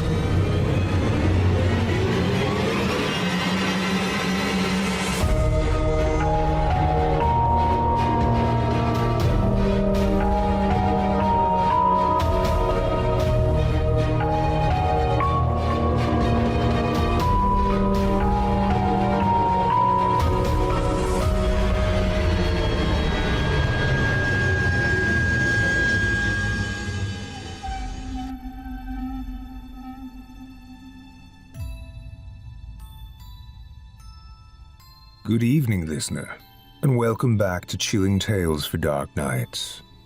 I'm Nicholas Goroff, once again filling in for Steve Taylor tonight, and I'm honored to be keeping you company in the dark. Tonight's episode explores a simple question with a complicated answer. What happens when help arrives, but the cost was never truly understood? When desperation meets opportunity, when pride collides with deception, and when hunger of every kind finds a voice, the results can be catastrophic. Sometimes the most dangerous weapon isn't a blade or a bullet. Sometimes it's a song. But before we begin tonight's featured tale, we have just a few important announcements. First, if you've been following the excitement of Evil Idol 2025, don't forget to subscribe to the Chilling Tales for Dark Nights YouTube channel and turn on notifications so you never miss an update. The competition continues to heat up, and you won't want to miss what's coming next. You can also find Chilling Tales for Dark Nights on all major podcast platforms. If you enjoy what we do, please take a moment to leave us a 5-star rating and review. It helps more than you know, and it helps other horror fans find their way here. Looking for even more terror? Visit chillingtalesfordarknights.com and become a member today. For just $7.99 per month, or at a discounted annual rate, you'll receive early access to episodes, ad-free listening, exclusive bonus content, and access to our complete back catalog of chilling tales. If you love horror, there's no better place to immerse yourself. Be sure to follow us on social media as well. You can find us on Facebook, X, Instagram, and TikTok, where we share updates, previews, and behind-the-scenes content from across the network. Now then, let's turn our attention to tonight's feature. Tonight's story was originally featured on Scary Stories Told in the Dark, Season 7, Episode 2, which first aired on August 18th, 2020. We're bringing it back to you tonight for a very special reason.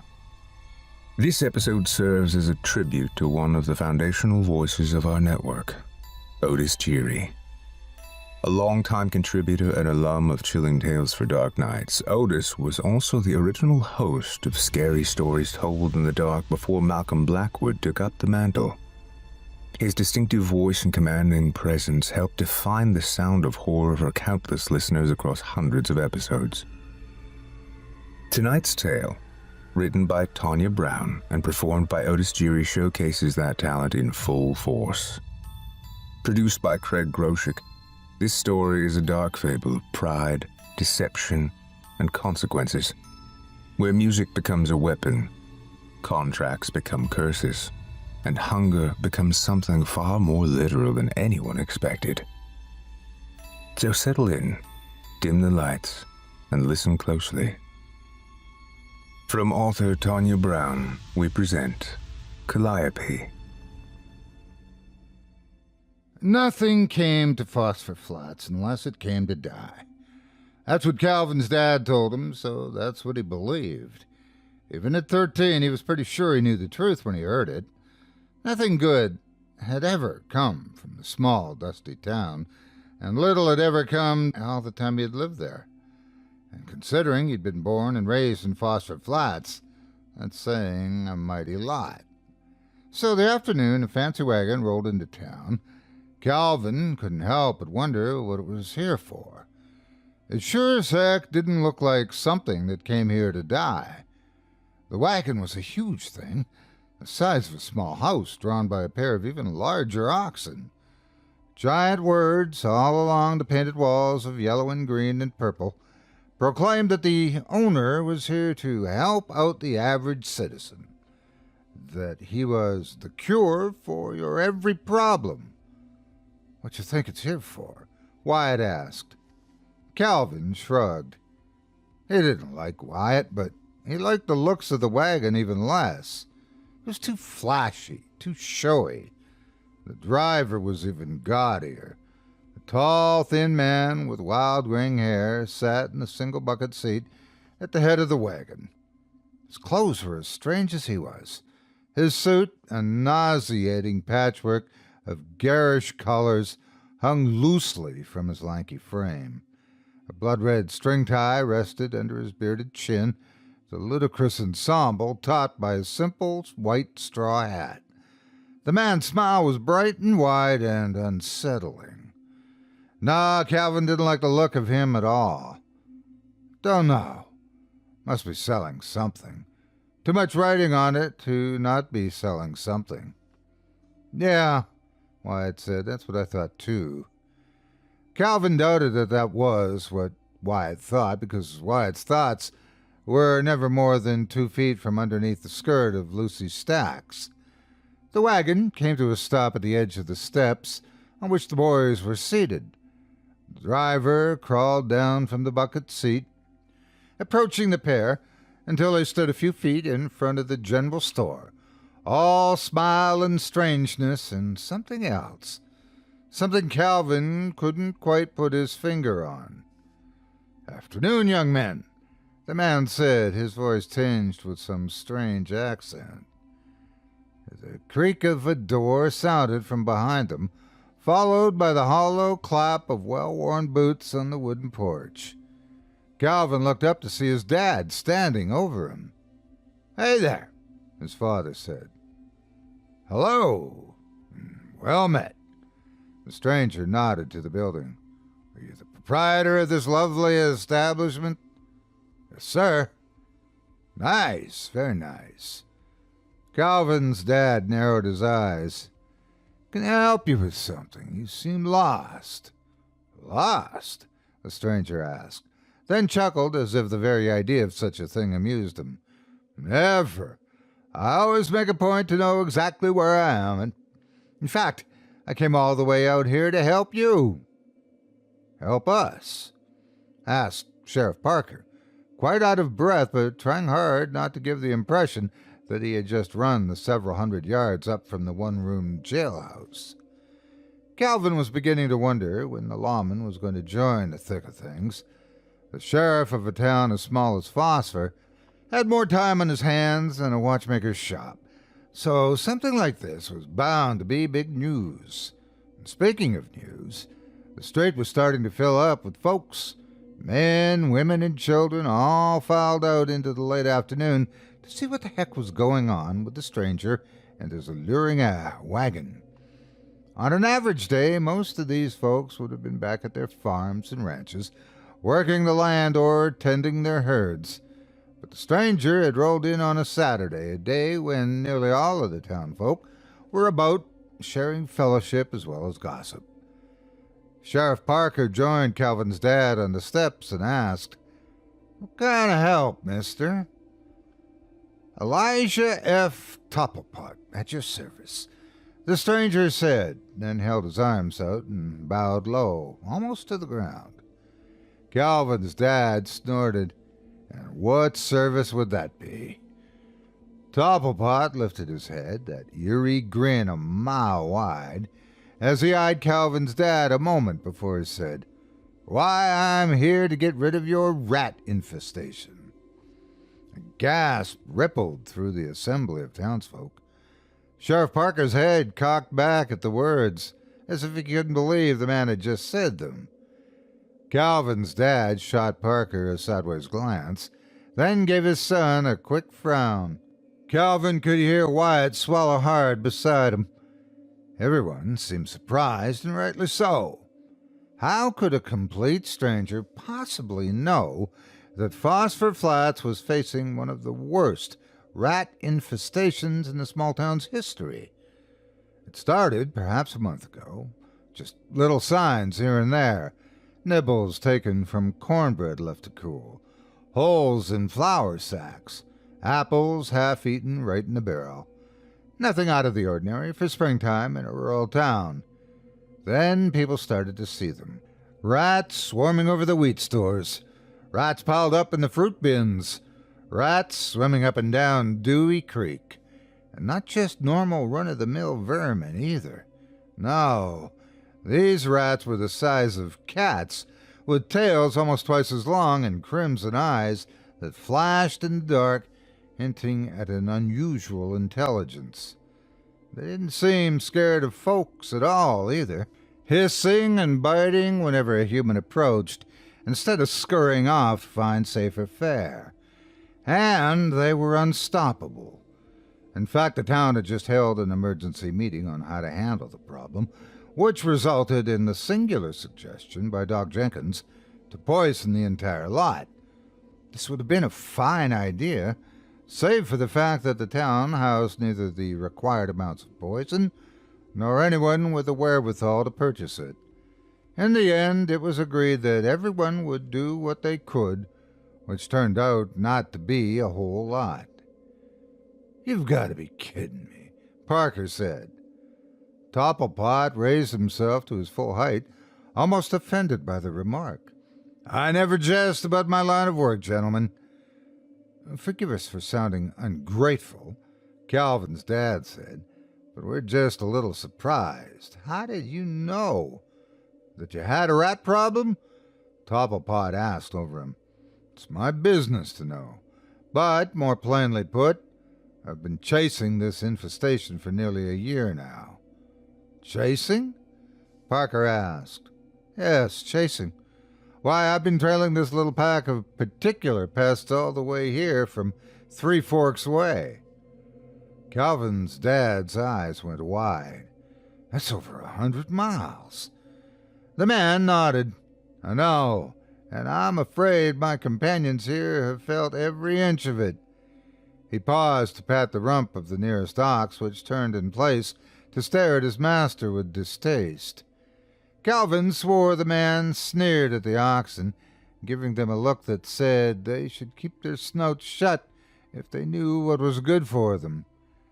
Then the man turned back to the now sizable crowd and began to do what Calvin could only describe as putting on a show. "Ladies and gentlemen, I am a man with a purpose. I've been from the Mississippi to the Rio Grande. I've traveled from the Appalachians to the Pacific Ocean. I've seen many a fine town along my way. And may I stop to say for a moment that this is a lovely little place you have built here. Very nice indeed. But as I was saying, I've seen many a town along the way. Towns just like yours, overrun by the very same vermin that taunt you even as we speak. Some of these towns I was able to assist. They welcomed a modest working man like myself to take on their worries and lift them from their fears, driving the very source of their concern from their settlement, freeing them from their vexation by proper extermination." A wave of excitement ran through the onlookers. Calvin had to admit that he was even curious. Could this man do what he claimed? Could he exterminate the problem? The man's eyes narrowed and his voice took on a cold clip. But then there were some, only a few, mind you, who doubted my talents. Towns who thought they could handle the vermin on their own. My good people, I stand before you today humbled by the experience of what I saw, of what happened to those poor citizens who took my serious profession into their own hands and their own doom. He hung his head and fell quiet. The crowd looked to one another. Everyone wanted to know what Topplepot saw, yet they were afraid to ask. But not Calvin. "What did you see?" he piped up. Topplepot cocked his head at Calvin as he said, "Nothing." The crowd gave a collective groan, disappointed by the response. The man drew a deep breath and started his tirade again. Nothing at all was left of these villages by the time the rats were done with them. Everyone fell into a shamed hush. Topplepot's voice echoed over their silence. "I'm not here to tell you good townspeople that what you're dealing with is no ordinary breed of rat. They're vicious, they're violent, and they're not to be underestimated. But I, Elijah F. Topplepot, am here to do whatever it takes to rid you of this plague brought upon your lovely town. I will try, no, yea, verily, I shall rid you of these beasts once and for all." A gentle applause rose from the group, though most looked as if they were in some sort of half-trance brought on by the man's sing-song voice and wild eyes. "How?" Calvin asked. Topplepot turned to Calvin, a bemused look on his thin face. "Excuse me, son?" Calvin shrank under the man's gaze, but those eyes couldn't kill his curiosity. "How? How are you going to do it, sir?" Topplepot gave Calvin an all-too-knowing wink. "I'm glad you asked, young man. So very glad you asked." The man stepped to the back of the wagon, where a red lever ran flush against the bulk of the wood. With a grunt, he gave the lever a sharp yank. At the pull, all four walls of the wagon fell away, unfolding and slipping back like the wings of an exotic bird, until there was only a platform between the wheels. Upon the platform sat a contraption unlike anything Calvin had ever seen in his short life. "Ladies and gentlemen," Topplepot said, "I give to you the Calliope." It was as garish as the wagon, as gaudy as the man, made up of bright colors and even brighter cogs. Dazzling copper pipes of all sizes, from a few inches to nearly as tall as the man himself, lined the back half of the platform, shining and glowing in the afternoon sun. Before these lay a complex series of gears and pistons, intertwined in a convoluted array, all attached to a large metal drum at the head of the works. The drum itself was covered with bumps, mounted on a single arm and braced against a line of small metal thumbs. At the front of the mechanism, near Topplepot, was a small board with a series of buttons and pulls and switches and a single hand crank. "Would you like a demonstration?" Topplepot asked. Calvin nodded. He very much would. The man turned to his machine, pulled at the pulleys, and pushed a few buttons, then flipped a few switches before he said, "This is on its lowest setting. Just a small taste of what it can do. But I think you'll find it will satisfy any more questions you," he paused and nodded to Calvin's dad, "or anyone else might have." Topplepot turned the hand crank, spinning the drum against the metal thumbs, and the air came alive with faint music. It was a light, subtle, and carefree tune, full of soft whistles, bright whirs, and clicks. The gears kept exquisite time, spinning the drum into the metal thumbs, which flicked against the bumps, feeding the resulting pattern into the pipes where the music poured forth. The tune was lovely, made Calvin want to smile, but he didn't understand what good it would do until he realized for whom the music was intended. Rats, a good 100 or more, came pouring from the general store, filing into the street in a single brown, obedient line. Women screamed. Men grunted in disgust. Everyone scooted to the far side of the street as the rats lined up in front of the machine and its absurd tune. There the vermin sat, all red-eyed but passive, as if waiting for their next musical command. Topplepot paused in his cranking long enough to flip a few more switches before he started again. A new tune emerged, similar to the last, but with a few notable differences. At the sound, the rats turned as one, heading down the street, shuffling quietly out of town, until they were almost out of sight.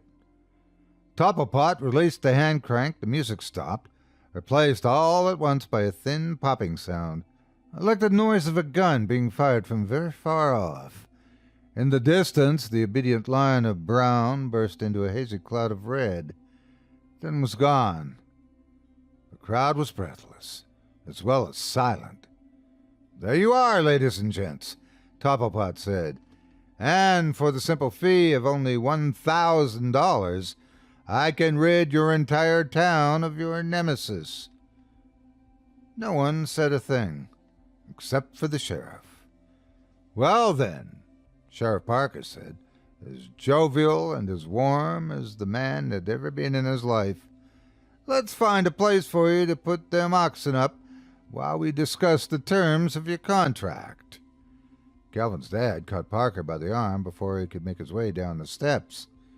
He whispered, "What do you think you're doing?" Parker whispered back, "This man can take the rats away. It's the answer to our prayers, David." Calvin's father looked back at Topplepot a moment before he added, in another whisper, "But we don't have what he's asking, not even among all of us."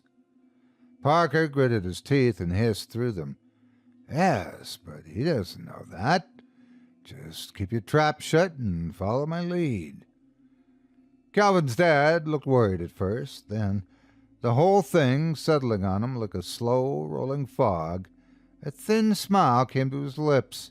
He passed a glance over the crowd, where just about everyone was smiling, as wide as he, and gave a sharp nod in agreement.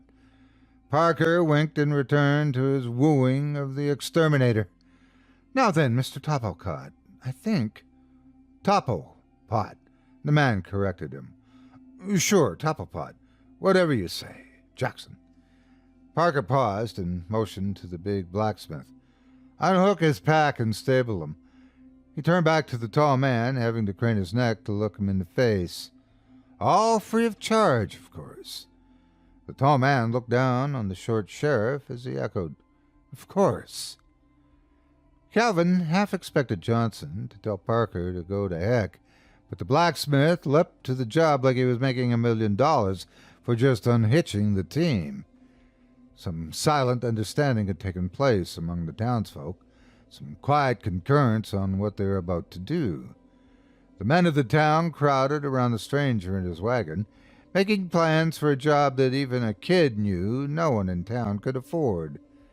They ushered him into the Jack's Tavern, everyone talking at once about how glad they were that the man showed up just when he did, how lucky they were that he rolled into town, and how relieved they would be when this was all over.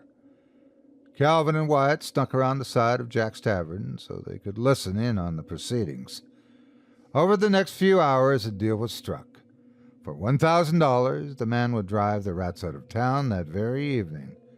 $1,000. That kind of money was unheard of in a small town like Phosphor Flats. Calvin couldn't believe that a man as clever as this Topplepot appeared to be would even begin to imagine that anyone here could have $100, much less $1,000. Topplepot was treated like a hero for the job he had yet to accomplish. He was given things the townfolk could provide, a fine meal, a few healthy drinks, and all the local stories he could stand. When sundown arrived, the man was in good humor, to say the least, and maybe that was the plan after all. Calvin could only watch and pray the adults knew what they were doing. "Out of all the places I've visited," Topplepot said as the crowd gathered again outside the general store, "I do believe I like Phosphor Flats the best." Calvin hoped the man remembered that fondness when the bill came due. "How does your machine work, mister?" "Harmonics," Topplepot said, as if that explained everything. "Har what?" Calvin asked. "Harmonics," the man repeated. He gave a little sigh when he realized that Calvin was confused. All sound transmit to the brain via the ears in the language of wavelengths. And these waves are the very same thing your brain itself speaks to your body through. "So, you with me so far, son?" Calvin nodded, but it was a lie. "Well, the calliope taps into those wavelengths by manipulating the frequencies in which the brain and the body of a subject relate to one another. It controls the waves, alters them, forcing the listener to do anything I desire." "Anything?" The stranger bent over Calvin, his eyes alight with wicked joy. "Anything." "You just about ready?" Parker asked as he joined them at the contraption. Topplepot stood and nodded. "It looks like your entire population has turned out for this." And the man spoke the truth. Word had spread like some fast-acting plague, and every single citizen was there to see if the stranger could make good on his word. "Well, $1,000 is a fairly steep price. We're all very excited to see if you can pull this off." Cocking his head at the sheriff, the tall man asked, "You doubt me, sir?" "Not at all." "Good, then," the man said as he adjusted his levers and pulled the pulleys, "because you good sirs are about to get your money's worth." With that, Topplepot turned the hand crank, and the same soft tune from that morning played, only this time it was a great deal louder.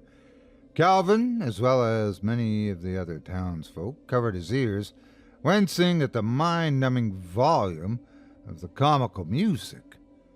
"This should be loud enough," Topplepot shouted over the cacophony, "to reach from farm to ranch, all across your town."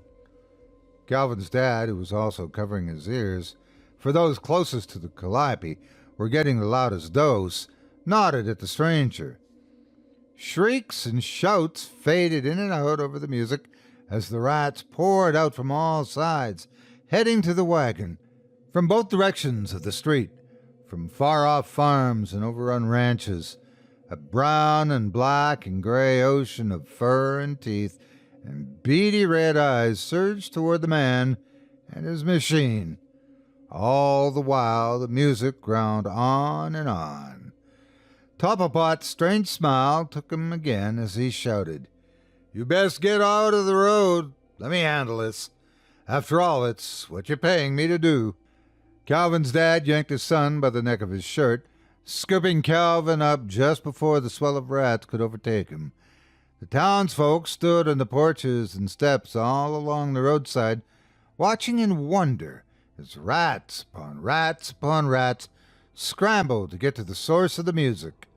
A squirming, living flood poured down Main Street as the source of the town's worry came to seek its own doom. For several minutes the music played, drawing in its quarry, drowning its prey in the sweet, seductive tune.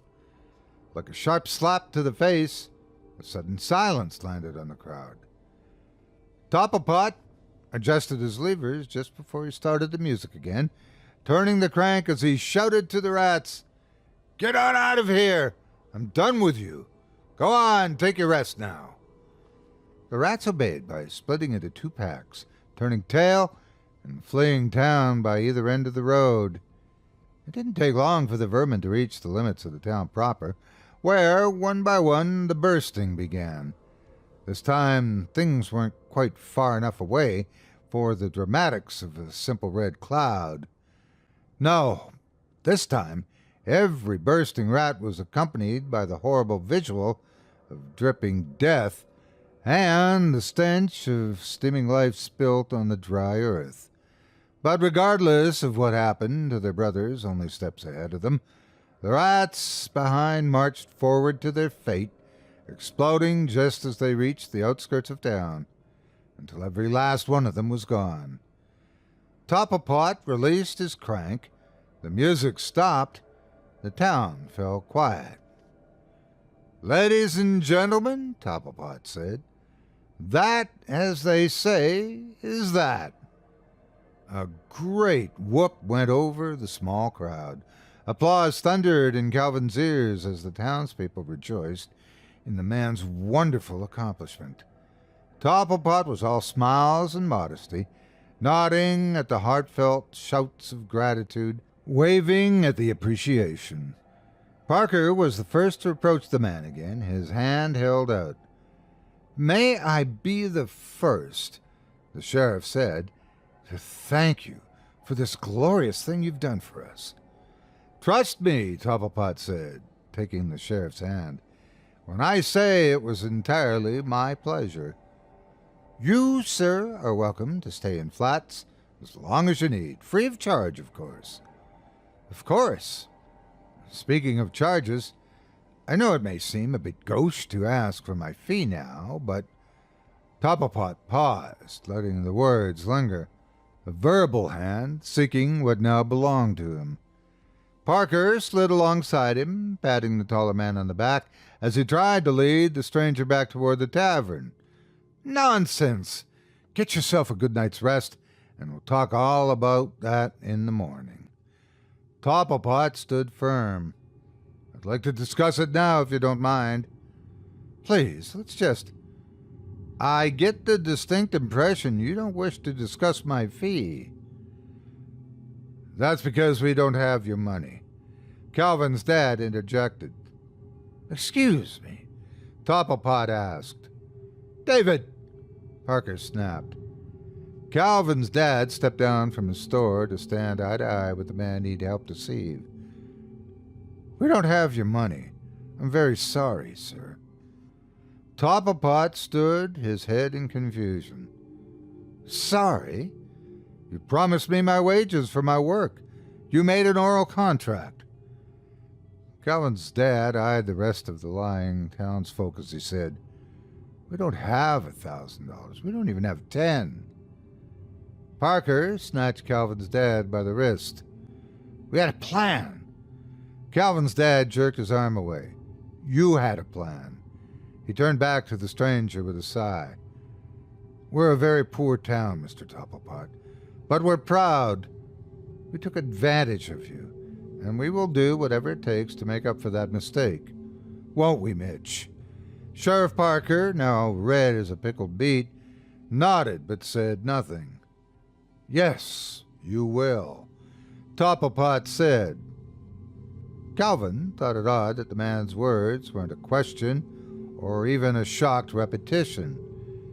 It was a declaration that made the young boy's skin crawl to hear. Calvin's dad pressed on with his apology. We can scrape together some supplies, some feed for your oxen, a few knickknacks that might fetch you something in the city. It won't meet your fee, but our gratitude is genuine, and you can always return here any time you like. I appreciate your honesty, Topplepot said, but I would have appreciated it more before I kept my part of the bargain. Still, I suppose it's refreshing to see a semi-honest man. Then you'll allow us to make it up to you? Calvin's dad asked. Topplepot grinned. I think there are a few things in your lovely town I can make use of. Something valuable to me, but even more so to you, I would wager. Nonsense, by all means, consider it yours. Oh, I will. Have no doubt about that. Topplepot turned back to his machine and began pulling pulleys, pushing buttons, and flipping switches. What are you doing? Calvin's dad asked. Let him be, Parker said with a snort. What's the worst he can do with that thing? The rats are gone. It's not like he can bring them back. And the music man laughed low and sinister as he adjusted his machine. I just thought I'd share one more tune. Topplepot looked over his shoulder, grinning wide as he added, Free of charge, of course. With that, he turned his crank. A new piece of music filled the air, this time a jaunty little tune that made Calvin want to get up and dance, so he did. Without hesitation, without a thought as to how he looked or acted, he leapt to his feet and began a silly little jig.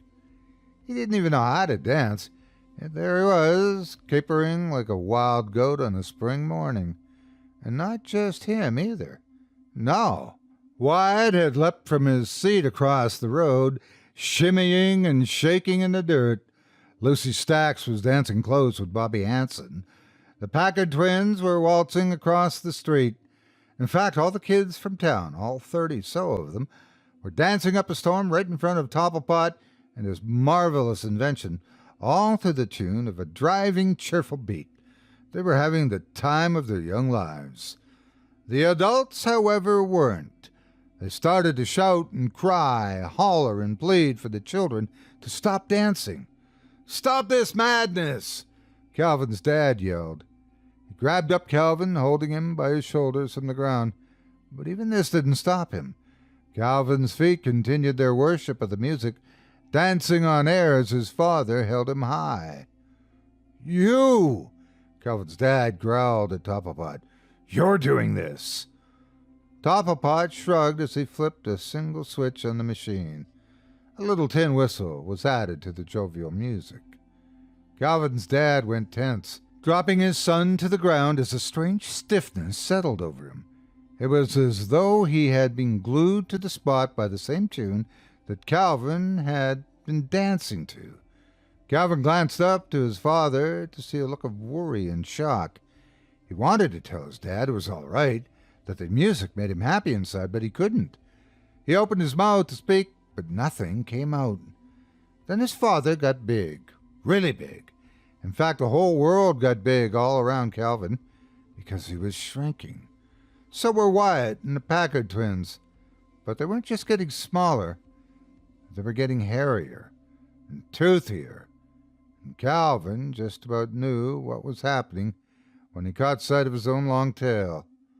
All of the adults watched, frozen to the spot, as their children twisted and danced and shrank into beady little-eyed rats.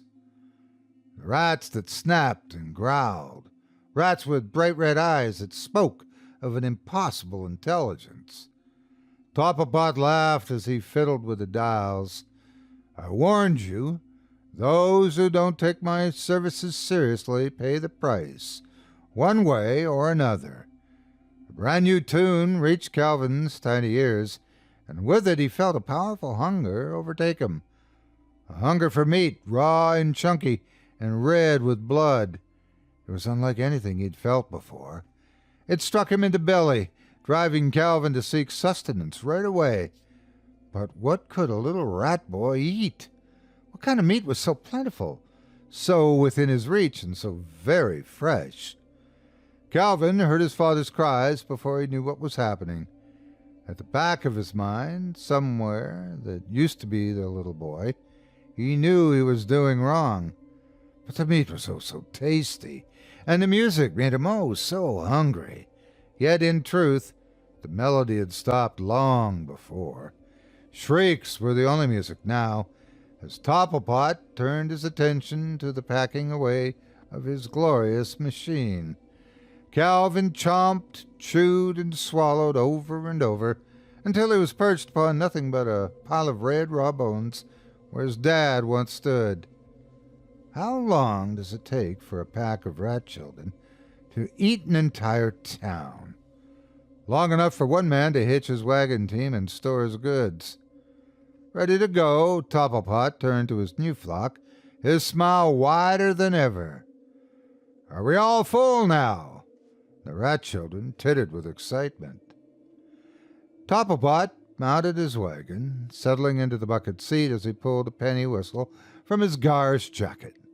Meet you at the next town, then. Try not to be so aggressive this time, children.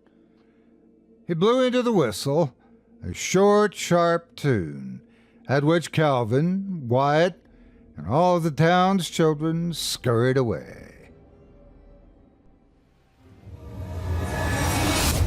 You've just heard Calliope, written by Tanya Brown, performed by Otis Geary, and produced by Craig Groshek. It's a story that feels almost folkloric in its simplicity. An outsider arrives, offers salvation, names a price, and warns of consequence. But this isn't a story about vermin.